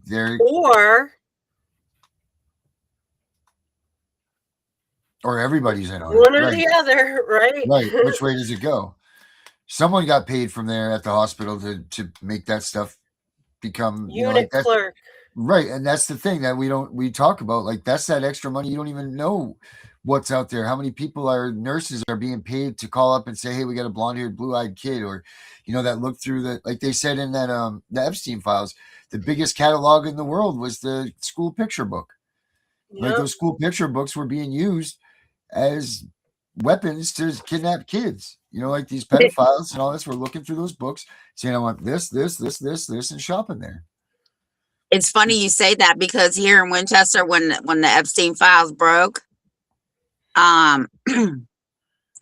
what I guess the picture people was the ones actually taking pictures of the kids here. They fired them. Oh, that Life America or whatever it was, or Life Smile or whatever. Yeah. Yes, they fired them. All the parents were like, no more pictures. There's a lot of feedback, so I gotta hop off because I'm getting it delays and stuff. But I'll see you guys later. Bye, Jen. Thank you. Mr. Bye, Box. Come here, Mr. Box. Mr. Box has come up to see. He must have got jealous that your cat was on there. Mm-hmm. Hello, Mr. Box. He jumped down. Did he? This is Mr. Box for you. He was the only one that in the fire. He got smoke ventilation. This guy did. They had smoke. They had the smoke on him and all that stuff, huh, Mr. Box? And but he's a strong little bastard. He's out of here too. He's gone, Mr. Box. Right into mama. It's crazy, their little world. It's crazy now too, because we're in this small place, so we see their little world. It's and you can feel it when it's tense between them. You can feel it. We got this spray though, it makes them happy. I swear it's like weed in his can or something. I don't know, because they get all happy. I don't know, catnip or something. Just buy some damn catnip. Oh yeah, we just dump it right in the middle of the floor, and they all just come around and roll in it, yell in it, and it's funny. But wow, holy smokes! That was so just I definitely want to finish his video because I am going to watch that tomorrow. Because I was going to try and watch it and listen to my meeting, but I knew I was going to get wrapped up in that and forget if they don't. Then I would only heard my name and I wouldn't have heard what they asked me. Mm-hmm. So it's best that I didn't watch it. It is 2 hours long, so that's fine. I'll watch it tomorrow. Yeah, we'll continue it once we're done. I'll send you a link. But guys, too, honestly, if you do sit here and you watch it on our channel, if you guys could go to his page and like donate $1 or something, there's only $6. But I don't want to take away from their making money from the show and everything. So if you guys could just go there and donate some money to them, that would be really cool. I'm sure that they want more sharing than anything, but I just don't want to take away from him and his work and what he's done. So please, guys. Why don't we try to get him on the show? I have tried to get a hold of Jerry Reed. Since he mentioned us that night on one of his rants talking about the CPS Punisher app that we have. I'm gonna try and find him right now. Which I've also, the guy's name that did the show is Mel. I don't want to go and look on the channel because I don't want to lose where we were in the movie. Mel. You need to get in touch with him too. Yeah, well, he's the one that did it. And like, Yeah, we need to see if he'll do a show with us. Mel Carmine is the director's name. You hear me? What did you say? I said we need to see if he'll do a documentary with us. Yeah, I'm sure he won't, but we can ask him. Like I said, I've tried to get hold of Jerry Reid. The other day, I got a message on my phone, and it was like, Jerry Reid sent you a message. I was so freaking excited. Then I realized it was a damn regular message for everybody, and he just. Well, I just sent it to him right now, and he's active, so we'll see what happens. Yes. Oh, on the good news about Danielle is she got they where her family was trying to stop her from being involved with Alex and the search and everything. She went to court today, and they lifted up every damn restriction on her, gave her guardianship stuff and everything. Yeah, she sent me a whole message. I sent back all these freaking hearts, man. I'm so happy. Yeah, so now we just got to find her son. Right. So that's really cool.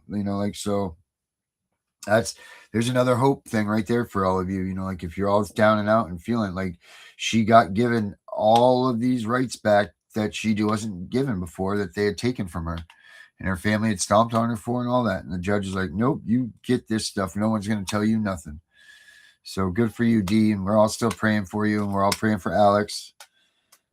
Alex, if you're watching this, make sure you call your mom. If anything, buddy, just call your mom, buddy. Hopefully he is listening and laughing and going, ha, ha, ha. And he calls his mom tonight. I hope so. I hope so too. But, yeah, so that's pretty much it. Brian, Brian, our friend from RFIN, the one that does the Christmas and all that. He's got an album. His album's up on YouTube. So he's got some pretty kick-ass music and songs that he wrote, some CPS songs and everything that go like his experiences and everything. It's really awesome. If you guys go to his YouTube channel, you go in there and it's down it's somewhere in his YouTube channel, but he's got his albums in there. And he's actually going to talk to me after the show and tell me how we can do that to get our tunes on the YouTube channel too. So that would be cool. We'll do the same thing as him. But go check his stuff out at RFIN. I think that's the YouTube channel is RFIN. I'm sure if you type it in, then you'll get it. There can't be that many RFINs.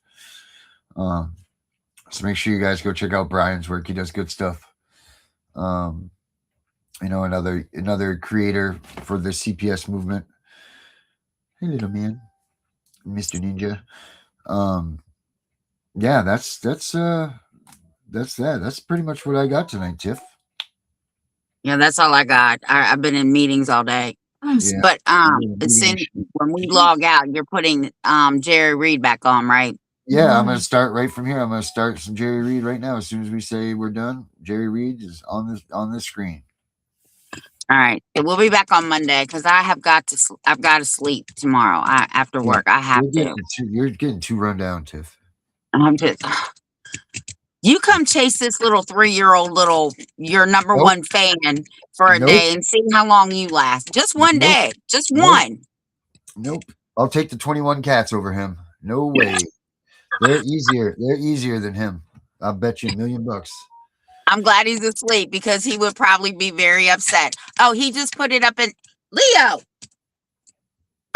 He just put it up in the chat. He's over here tearing up. Stop my wicker basket. Stop. Yeah.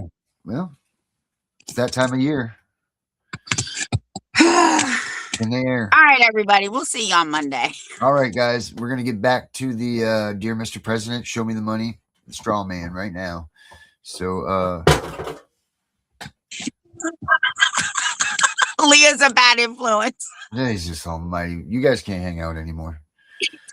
Good Lord. All right, everybody. Have a good night. We're back to have a good weekend and happy Mother's Day. I know it's going to be a hard weekend for you guys, but happy Mother's Day. Oh, and Brian put it up right there. RFIRN 8802. So make sure you guys check out his stuff. It's good stuff. It's really good stuff. So check him out. Brian Lee, RFIRN 8802. All right, guys. Have a good weekend. Keep CPS out of your house. We're going to get back to the Show Me the Money. Mr. Strawman, Dear Mr. President.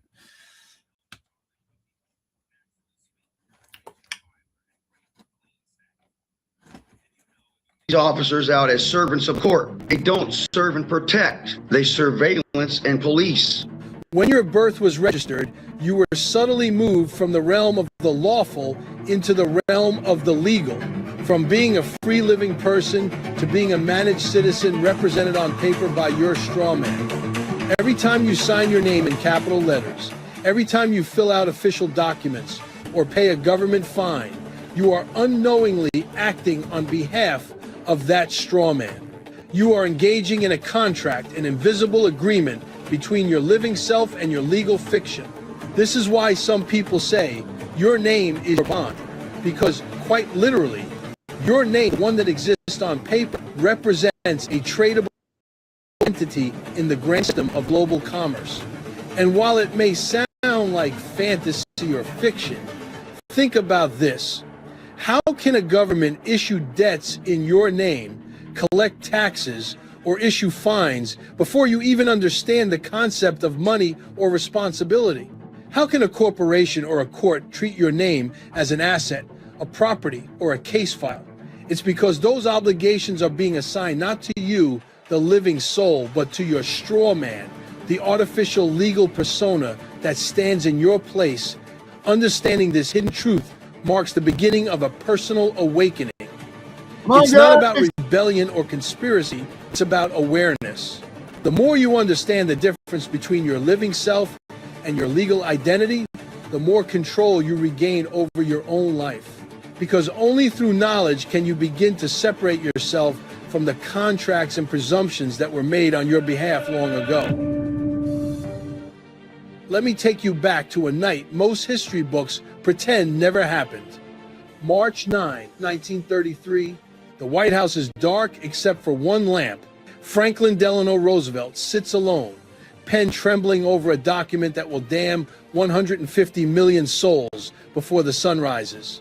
House Joint Resolution 192, Public Law 73-10, the Emergency Banking Relief Act. He signs it, and with one stroke, the Republic dies. Gold is confiscated. Executive Order 6102 makes it illegal for you to own the only money God ever created. Fort Knox is emptied into private vaults in London and Zurich. The dollar is severed from reality.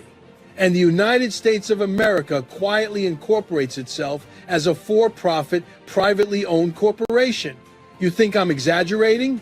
Open Title 28 of the United States Code, Section 3002, Paragraph 15. Read it out loud in a mirror at 3 a.m. so the walls can hear. The United States is a federal corporation, not was, is, present tense, registered in Delaware like Walmart or Disney.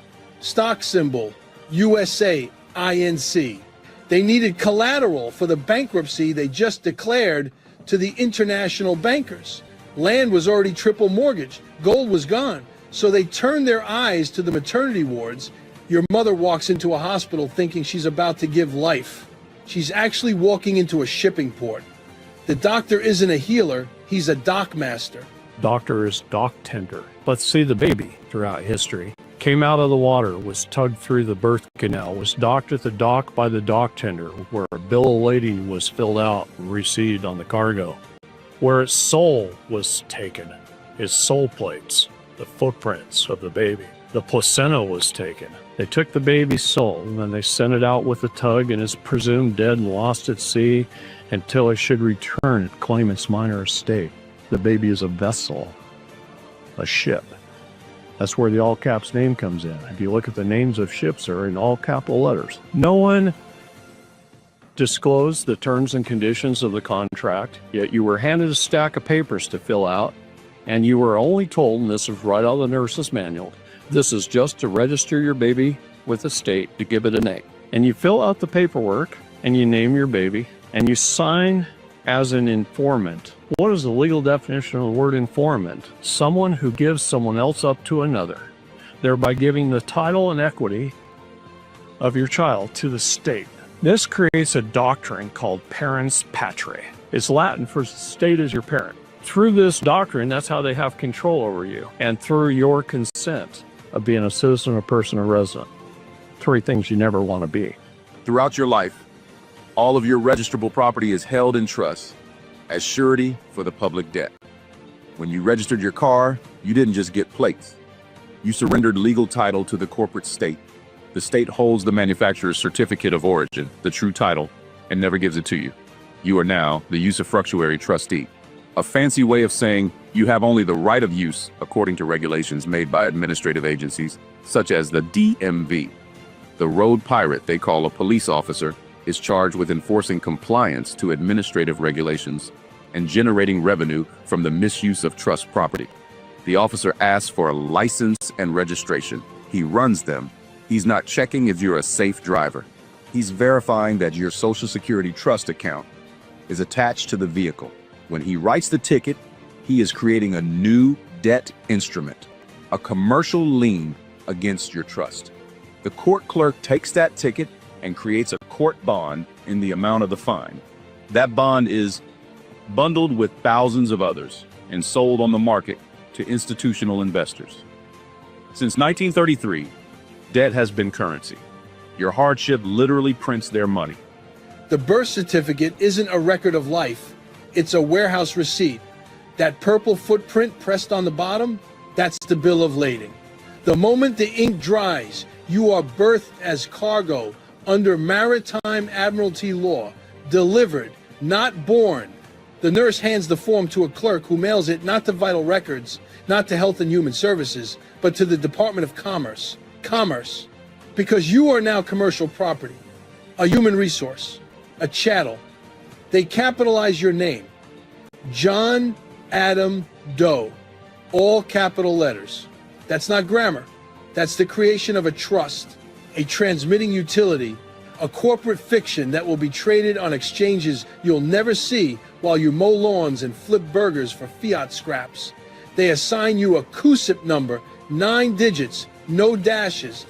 Your SSN is the account number on the front.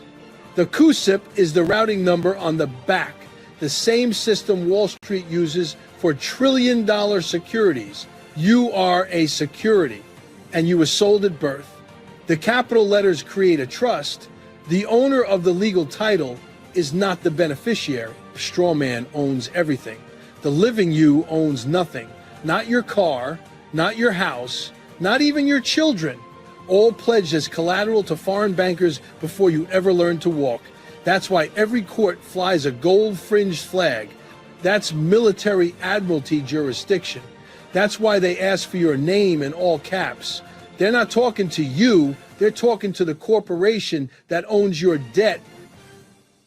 Amounts of scams in the United States. I'm sure you're up to speed, just like I am and many of my compadres out there, on something called a Strawman. I've been really digging very deep into the subject for the last 2 years. I've seen the videos of the fingerprinting of the bottom of the feet, the all cap names. My wife was able to pay a bill online using the back of my social security number, and we got a receipt back saying thank you for the payment, your payment was successful, only for the payment to kick back 6 days later.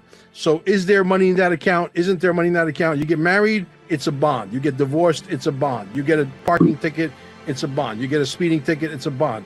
You need a driver's license, everything is a license, everything's a bond, and everything is traded on the open market, whether it's a security or on the bonds market, I don't know. But I do know that there's a shitload of money, and potentially every American's worth $100 million. And here we are paying taxes and living like a bunch of schmucks, being caught up in this cog, this big elaborate scam. And we got these black robe judges, these evil crows up there, thriving on the American people because they don't know how to defend themselves and they don't know the lingo to defend themselves. And the guys who are out in the field, the cops who are barely 96 IQ, don't understand how the game is played, and they're just, compartmentalized, if you will, to give these tickets out. And a lot of them, even though they don't admit they're on a quota, they are. And it's a big problem that we're trying to solve. So where do you stand on the Strawman? What do you know about it? How big of a scam is it? And do you think that this is going to go away at some point down the road? Well, the problem is that you have a lot of stuff that is theater. You're in a matrix of theaters. And so I could come at this a lot of different ways. Strawman, I get the whole thing. It's like they don't say their oaths. They don't follow lots of the rules. The Constitution barred the production of money by someone other than the Treasury of the United States, yet they did it for over 100 years, making every person in America chattel for this globalista banking system and assigning him a number. You know, it said right on the back of my Social Security card. When I was a little kid, got my first Social Security card, it said that it could not be used, the number or anything else, for ID purposes, etc. Yet it became the number that was used for exactly that purpose. It was the wildest thing. As I was a little kid, I mean, I'm looking at that, and yet they'd ask you for your Social Security number. All I had to do is look at the card and say, well, you're not supposed to use that for an ID number. It's not supposed to be transacted that way, yet it was. So we have lots of things that have been forced on us as Americans, as, you know, world citizens, if you will, that have to be overturned and everything else. And within the context of the straw man discussions, arguments, even America as a corporation is a falsehood on America. So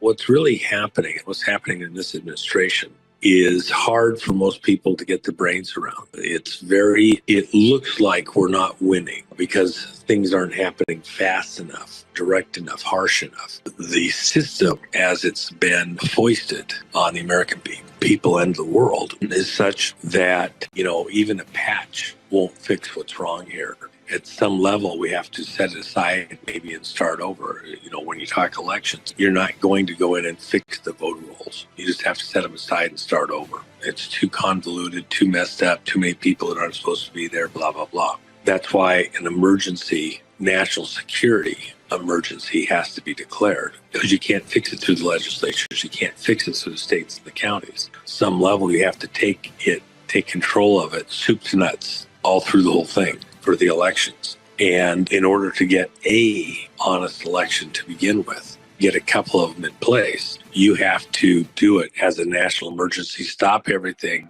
clear the decks, we're starting over. There is a vault beneath every Federal Reserve branch that does not appear on any public blueprint. No address, no GPS coordinates, only a 9-digit routing number that matches your QSIP. Inside are servers cooled to minus 40 degrees, humming the song of stolen lives. Each server rack holds millions of accounts. Each account holds one straw man. Each straw man holds one future. I was shown the feed by a man who no longer has a name. We met in a parking garage in Kansas City at 2:47 a.m. He handed me a tablet wrapped in copper mesh. 1 minute of screen time. That was all he dared. The numbers scrolled like green rain. Jane Elizabeth Smith, 031519992, balance $118,447,003.21, updating plus 47.12 every payroll cycle. Michael Ray Johnson, 1122198, balance $93,112,780, lien pending, child support offset active. Sarah Grace Williams, newborn, 02152-025, balance $630,000, pre-sold to BlackRock Pension Fund. $630,000 at birth, that's the minimum, the floor. By age 7, they've calculated your projected lifetime earnings. Allow me to show you how your birth certificate number is transformed into a stock symbol, one that leads directly to your QSIP number, revealing how the government profits from trading your security. Happens at our birth with the SESTA-QV. First of all, we have a PCT, Public Charitable Trust, an umbrella. There's 337 million little CQVs, SESTA-QV trusts, one for each of us, right? In this country. Every individual in the United States, and in most countries of the world, have a SESTA-QV trust. And we have this CQV. And here's what happens, and this is incredibly important. Y'all know basic accounting? What is that? It's a balance sheet, right? A balance sheet. It's got debits and credits. You guys have been thinking you're the debtor. They keep telling us that, right? We're in debt, we're a debtor. We owe money on credit cards, we owe money on our houses, we owe money on everything. What happens at birth, though, and I'm just going to use the figures from 75 to now because it's round numbers. We were bonded for $1 million. What does that mean?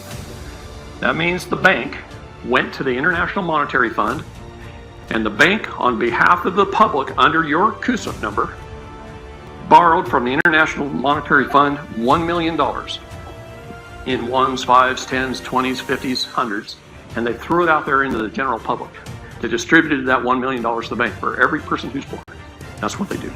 On the credit side, $1 million worth of United States Treasury bonds are issued, and they're sold. They're hypothecated. They are bundled, and they're sold on the stock exchange. And if we wanted to, I could pull up a website if we had internet access, and I could put in one of your CUSIP numbers, and I could show you the companies that are buying and selling you today. You have more than one CUSIP number, by the way. As we increase in value, I'll just put it that way, as we get better in our life, the more we join the military or get more college degrees, we get more and more CUSIP numbers. You are the credit. You are the creditor. They're making you believe you're also the debtor, and you are. You're both. This is your vessel. This is you. Okay?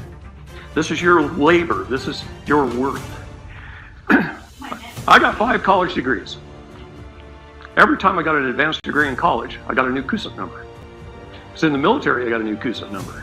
All these CUSIP numbers are attached to my main birth number. Okay? Is this in a bad spot? Anyway, let's stop here. It's a balance sheet, right? It's balanced. It's got $1 million on one side, $1 million on the other. This gets invested. It keeps growing and growing and growing. And let's just say it grows to $100 million. And by the way, that figure is low. I'm giving them the benefit of the doubt. I've seen individuals worth 35 billion or more that didn't know they had a dime. Okay, it keeps growing and growing and growing. Our first 18 years of life, we're not spending anything.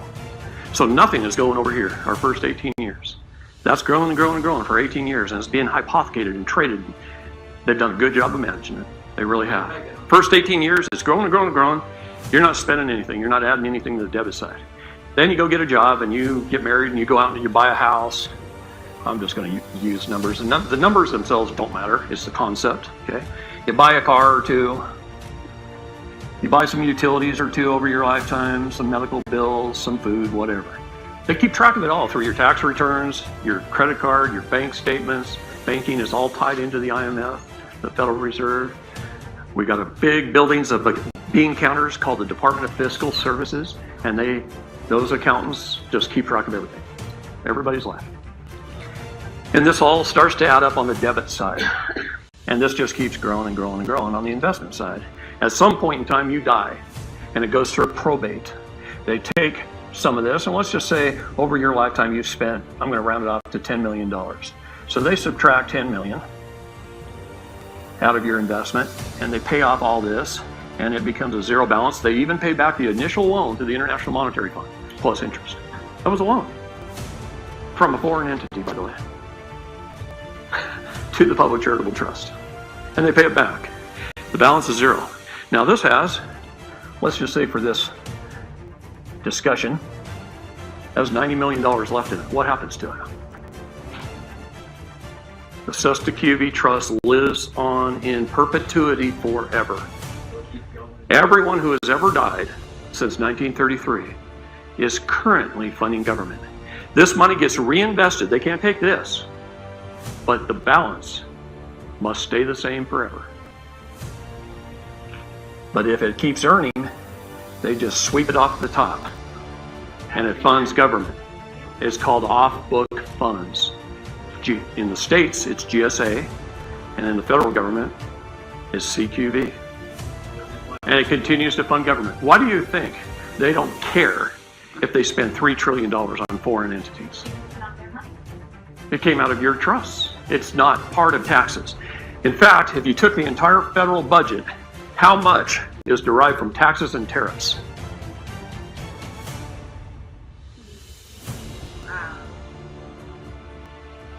If you call up the Department of Fiscal Services and you send a FOIA request, and you ask them, Who is the largest contributor to the federal budget? The Department of Justice, to the tune of $1 trillion a day, is taken out of our Cesta QV trusts or our court systems every day. $1 trillion. That's more in 25 days than our entire gross domestic product in a year. In 25 days. They don't have to disclose the CQV. See, I had to prove this in federal court to get to talk about it. So, a big portion of this comes out of this before we die. Every time you have a court case, the case is a CUSIP number, the case number. The court clerk is the banker. If you live to 65 and keep feeding the beast with W-2s, 1040s, property taxes, and traffic tickets, 100 million, some say 200 million for high earners, where does the money come from? Every Federal Reserve note you touch is a promissory note. Every tax you pay is interest on a loan you never took out. Every mortgage is double dipping. They already own the house through the trust, but they make you pay for it twice. Depository Trust and Clearing Corporation, same pipeline that moves Apple stock and Treasury bills. Your Strawman is filed under exempt foreign securities, exempt from disclosure, exempt from taxes, exempt from you ever seeing a single penny. TreasuryDirect.gov is the public-facing lie. Type your SSN without dashes and watch the system panic. Access denied flashes in red because the living you is not authorized to view the corporation's assets. Only the Secretary of the Treasury can sign for the account, or someone who knows how to sign as the authorized representative. That's where Form 1099 OID comes in. Original issue discount. The master key forged in the IRS's own manual, page 4 to 27, withholding agents shall report prepaid income from exempt trust accounts. They wrote the escape hatch themselves and never thought the slaves would read the fine print. I watched a man in Arizona discharge a $400,000 hospital bill with one stamped piece of paper. I watched a woman in Georgia erase a 7-figure IRS lien in 11 days. I watched a truck driver in Texas mail back 32 traffic tickets with accepted for value in red ink and never hear from the court again. The frivolous return program is their panic button. $5,000 per filing to terrify you into silence. But the ones who keep filing, they vanish from the system entirely. No credit score, no tax ID, no trace, just freedom. The Strawman isn't a conspiracy or a meme, it is the mechanism by which everything was inverted. Look at the language. Government literally means control of the mind, from the Latin governare, to control, men's the mind. Incorporation contains the word corpse. A corporation is a dead entity. A person is a mask. The capitis diminutio maxima, the loss of status. This is how the living are reduced into paper entities. Look at that all caps name of yours on your statements of account, because you never see a true bill, because a true bill can be discharged by a creditor and a beneficiary. Go figure. Judges do not deliver justice. A judge passes a sentence. A sentence is a grammatical term. It is a spell. Jurisdiction itself tells you the trick. Juris means law. Diction means words.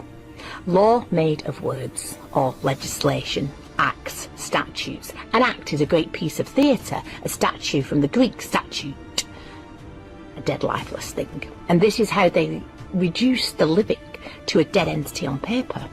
Solicitors solicit, they prostitute. Attorney to attorn, to steal from one and give to another. The language tells you exactly what's happening. You were just never taught how to read it. When you give up your power of attorney to a member of the Bar Society, you declare yourself a lunatic and an imbecile before the court.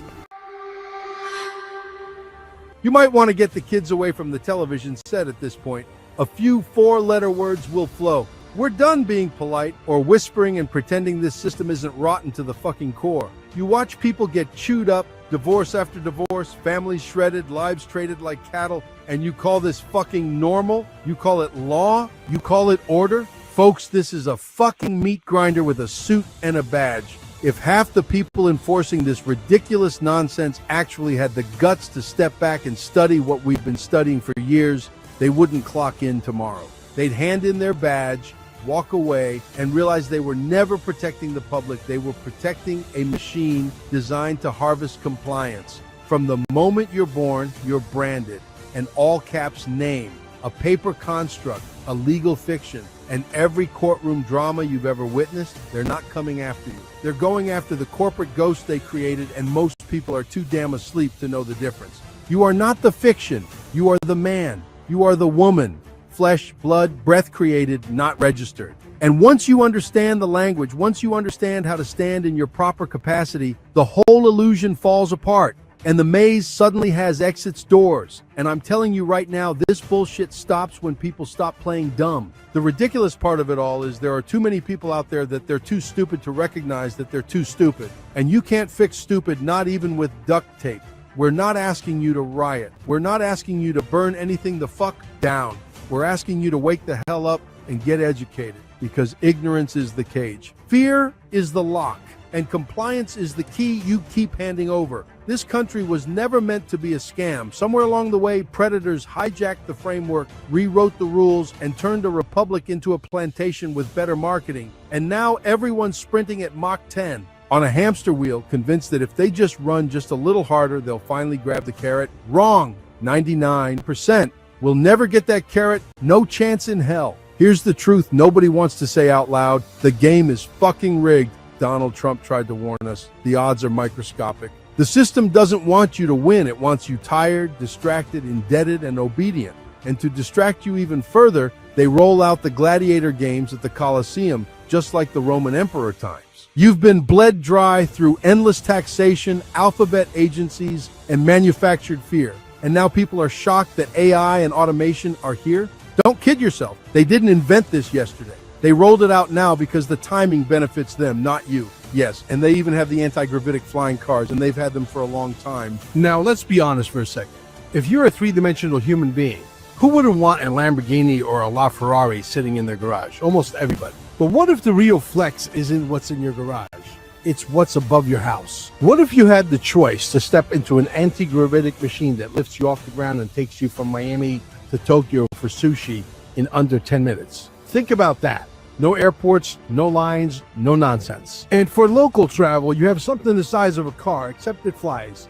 Goodbye traffic forever. And yeah, probably goodbye to those police officers with nothing better to do than to pull you over. In my opinion, this is one of the puzzle pieces that starts dismantling the matrix. And the best part, when artificial intelligence on steroids is flying you from point A to point B, we might be saying goodbye to accidents as well. In this equation, the system doesn't see you as essential. It sees you as replaceable. And the moment you realize that, you've got two choices: stay asleep and get crushed by it, or stand the fuck up and refuse to participate in your own demise. We all have paid them quadrillions of dollars through illegal taxations, illegal marriage certificates, illegal driver's licenses, illegal registration, illegal income tax, illegal property tax. You get the fucking picture, right? Truth be told, they don't need you anymore. You are a nuisance. You are a useless eater. You are a slave. You're a fucking nobody. Are you starting to get the picture? I have been bombarded, as have many people, with this notion of something called Nasara Jasara. Now, I'm pretty sure you're more across this than me, Jason, because I thought that sounds ridiculous. It's never going to happen. You know, that's sort of hopium, and what could it mean? But then I started to learn about the UCC, and when I do speeches myself or when I MC and open for other people, I always talk about the UCC, which is the Uniform Commercial Code. Now, this Uniform Commercial Code, you would imagine, because it's commercial, has no bearing on us. Now, for a long time, I've researched and looked into this whole Strawman scenario where all of your bills and your licenses and your passport and birth certificate and everything, your name is in capitals. And there are political parties in Australia, independent freedom parties, who say if any of these corflutes have names in capitals, you shouldn't vote for them, because that's not us. Your birth name is in English. You know, if it was Nicola, it's a big N and then small letters. And these capitals represent commercial. Now, they have been trying to draw humanity into corporate law, commercial law, for a long time. I believe ruthlessly it's behind the trans agenda and all of this identifying as other things, because once you publicly declare and legally declare, you know, I identify as a bridge or a cat or a puppy, you're actually taking yourself out of man-woman status legally, and once you do that, you're seen differently by the court. So a legal precedent has been set by a guy in Texas yesterday. Right now, all of this UCC commercial code, look it up, do your own research, has been allowed to fraudulently use us, human beings, as secured collateral for a long time, probably at least since 2014. Now, they've been able to do this lawfully because there were legal precedents for it, and yesterday the legal precedent ended. So let me read to you what has happened. You can look it up in the press. The UCC has now defaulted to the UCC 1. This is the, I'm not over-exaggerating when I say, this is the biggest news humanity, human beings, have ever received since the birth of Christ. I'm not exaggerating when I say that. This is the end of slavery. Right. So basically, the headline is mankind is free. A guy called Govinda Tidbal, I think he's of Indian heritage, but he's a Texan guy. So he says that there was a birth bond issue, and he was looking into it, and this is a straw man thing. So he was worried that it was a corruption lever, and as he looked into it, he realized it was. So it's the securitization of the living as a credit value on the dead. Sounds quite confusing. What does that mean? But it means that the living must pay for the dead. So cue the pandemic, right? The living are paying for the dead. So what it basically means is he has children, and once he'd learned all this information, his wife was pregnant and he was about to have a son.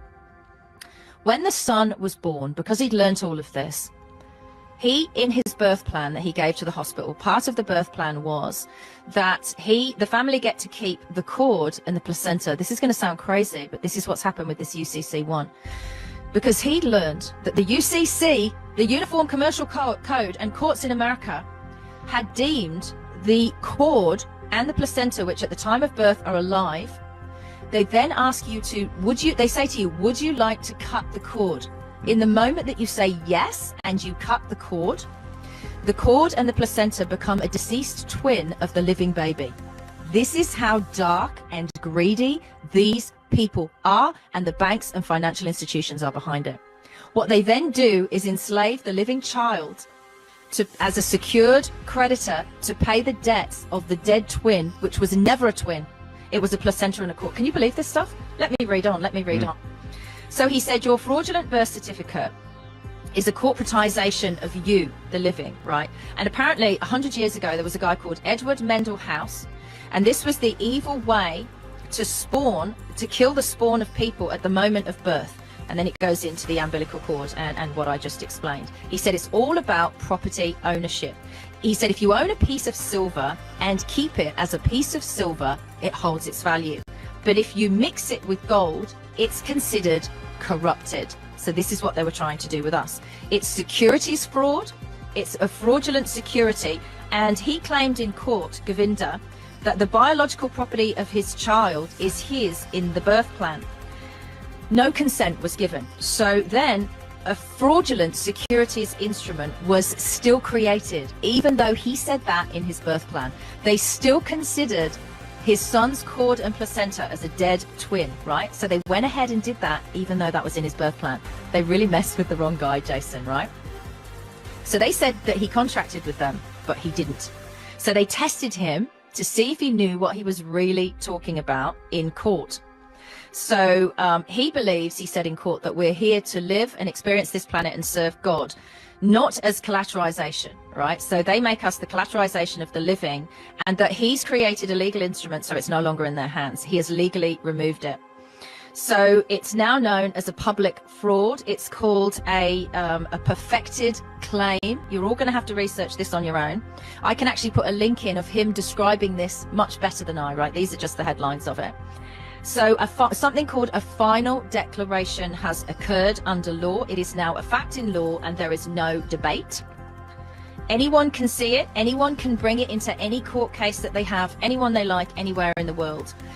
They are now, these people, the financial institutions, are now the debtor of the living. It's been flipped in UCC 1. It's a reversal, and Nasara Jasara is apparently now lawful, and in essence. So there is a criminal and a fraudulent side to what they've done. So as per the RICO code in America, people must be paid triple times 3 what was taken from them when they were used as secured collateral. Now, people our age, Jason, in their Cestui Que trust, which is this secure collateral on our lifetime of work, paying the debts of the dead, is approximately, can be up to $1 billion. So they would owe each individual in that case $3 billion. That's what this case defines. It's called a legal precedent under the US code and the UCC code. This is all factual. You're going to die when you see the clip. It's what he said. It's why Doge exists. Doge is using this instrument now. There are lots of institutions involved, financial institutions around the world, and they can no longer do this. So it's a restoration of the living man globally. Physical bodies have been unfairly incorporated by a birth certificate bond with the name in all caps. It takes time to adjust, but they are now in something with the living. I can't read my own writing. They may not use us basically as secure collateral anymore. The all caps fraud is gone. It's over. The institutions will be breaking the law the next time they do this. I'm talking a bill, a fine, a birth certificate, a license, a passport, anything. If they do it in all caps and bring you into corporation, they're breaking the law. It's called a misprism of fraud and a felony by holding the living as secured collateral. He's had a win, Jason. There is now legal precedent. They can't do this to us anymore, and it's the end of slavery. This is how you speak inside a courtroom without stepping into the fiction. You say, is this a court of record? They don't want it to be. Who is the injured party? There is none. Is the prosecutor making a verified claim under penalty of perjury? He won't. I object. I require the fiduciary to identify the trust and state their claims. They cannot proceed because now, no verified claim, no injured party, no contract, no jurisdiction. Trustee liability activated. Game over. Let us take a closer look at this courtroom scene, a case that on the surface appears routine, but upon closer examination reveals a striking imbalance between authority and understanding. At the center of the case stands a police officer sworn to uphold and enforce the law, attempting to testify against a private citizen. I just want to clarify, am I testifying right now? Yes, this is a trial. Okay. On the 9th of July of this year, at about 9 in the morning, I was monitoring traffic on Interstate 93 Northern County, Canterbury. At this point, I do request the court judicial notice that Interstate 93 Northern Canterbury is a way. The officer speaks with confidence at first, relying heavily on the weight of the uniform and the assumption that authority alone will carry credibility. So what law or statute requires an unregistered vehicle to be inspected in the state of New Hampshire? I believe it's in 266 section 1, I'm not sure. 266(1), but you're not sure? He says he's not sure about that. So how is he supposed to enforce this registration and inspection law if he's not sure how it works? I didn't know that 266 section 5 does require the vehicle to be inspected, to be operated on the road. And does that require a registered or an unregistered vehicle to be inspected? I would have to consult with the statutes. Yet as questioning begins, cracks slowly start to appear in the testimony. Statements become vague, details blur. The officer hesitates, stammers, and repeatedly falls back on phrases such as, "to the best of my knowledge," and "standard procedure," without ever clearly articulating the legal basis for their actions. You don't know if 266(5), which is what you charged me with, correct? Yes, 266 section 5. Explicitly extends to unregistered vehicles. I cannot answer that at this time. Okay, so that would be a no. That would be a no. Yes or no? So does RSA 266(5) explicitly extend its application to unregistered vehicles? I'm not sure at this time. Okay, thank you. If inspection laws are tied to registration, would you agree with that? I'm not sure. I have to consult with the statute. Okay.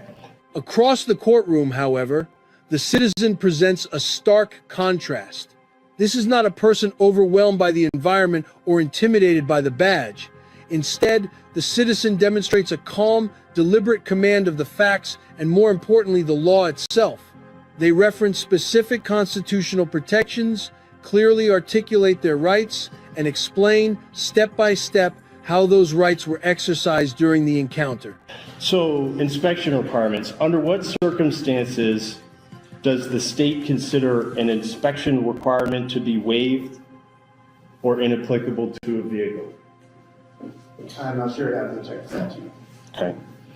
Can an unregistered vehicle legally undergo inspection? And if not, how would an owner comply with the law? I'm not sure. I haven't solved the statute.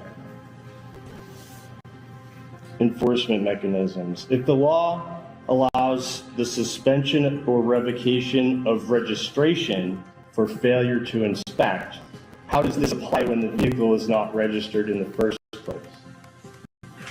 I'm not sure at this time. Okay. Did you issue the citation on the assumption that inspection laws apply to registered vehicles?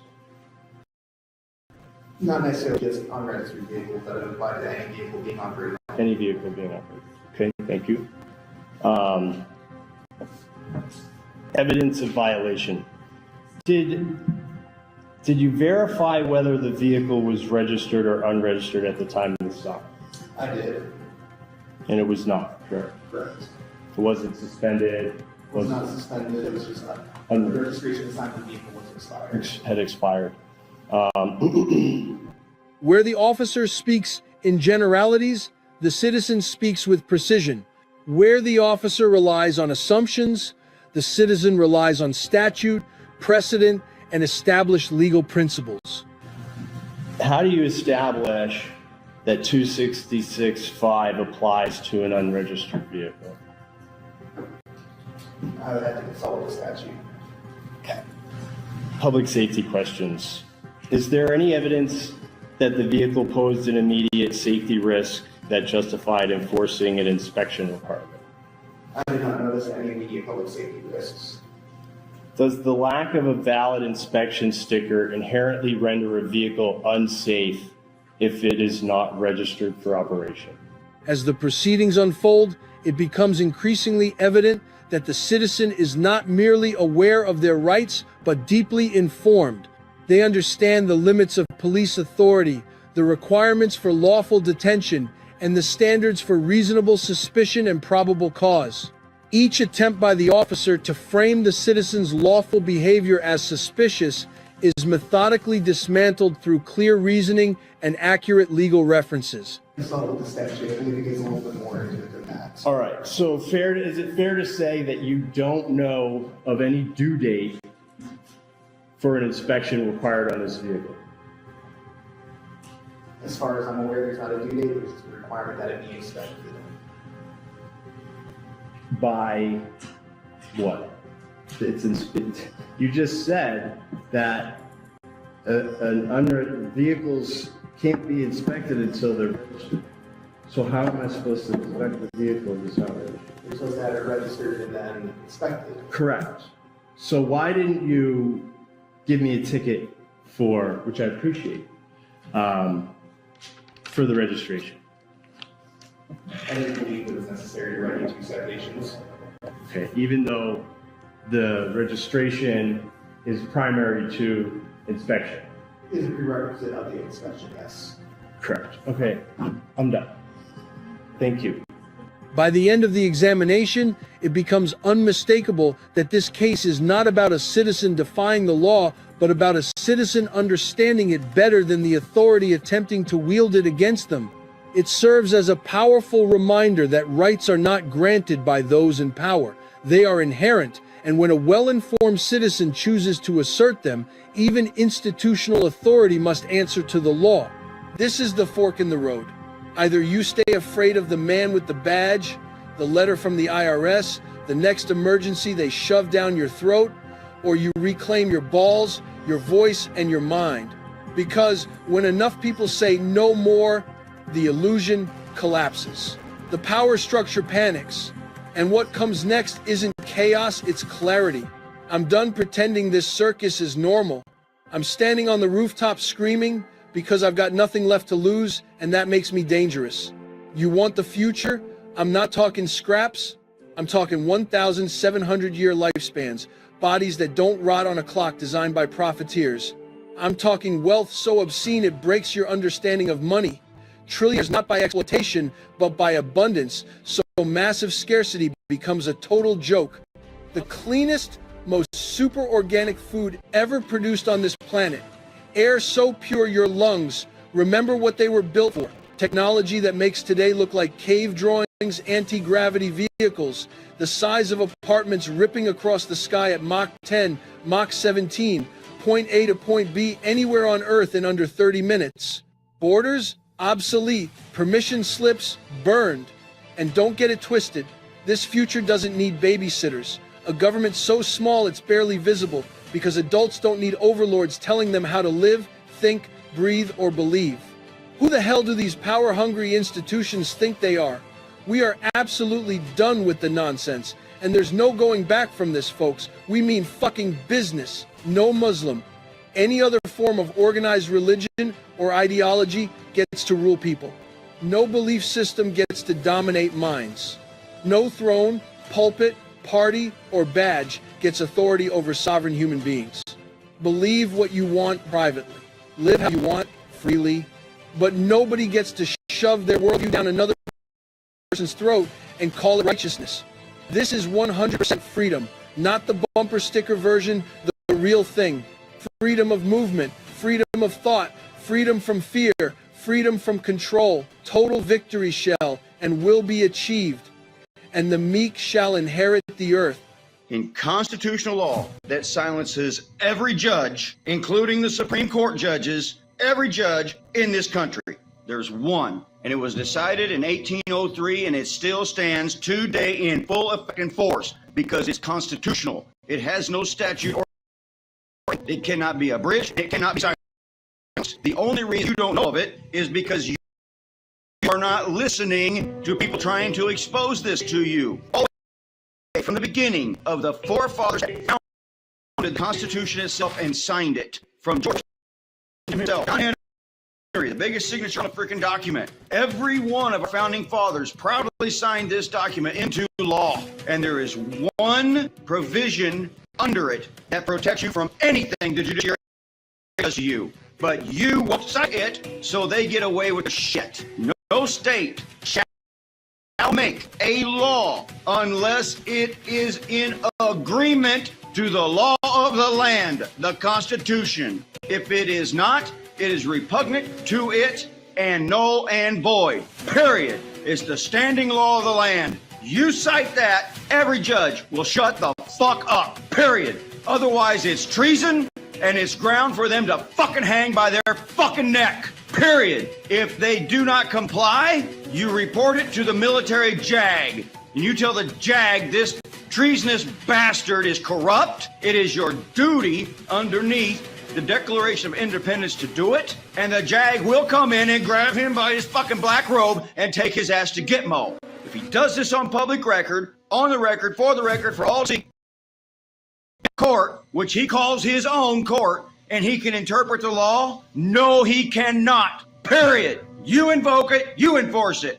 You, we the people, me, my neighbor, everybody else, we are the legislation. We are the authority and the enforcement of it. When you learn that and you stand up and do it, this shit ends. And every repugnant, pestilent motherfucking judge in this country will stand the fuck down. It is the standing law of the land. Period. Do it. Call up the JAG and tell them what these fucks have done. And I say fucks because they are the most dishonorable, disrespectful, and corrupt, demonic ass pieces of shit on this planet, but they demand you stand in honor. Furthermore, that piece of shit county cop deputy standing at that courtroom door when you walk into that courtroom, and he demands you walk through it at a metal detector. He deprives you of your rights under Constitution. He is just as treasonous as that corrupt-ass judge that he serves. Just because he is not aware of his defilement, George Washington signed a document and gave it to you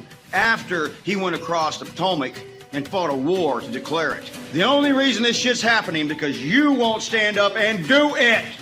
One law that silences every fucking judge, every one of them will choke on their silver forked tongue. Every one of them. And they all know this to be true. But the reason they get away with it is because they do not believe you will bear your arms and stand up and rebel against their fucking treasonous lying shit. So it's going to come to the point on whether or not you believe that it warrants bearing arms and going up and fighting a war to maintain your freedom, because they will not let go of the control they have. But don't sit here and ask me, but Jay, what do we do? What do? You cite this fucking goddamn constitutional law and you tell that judge to shut the fuck up. That's what you do.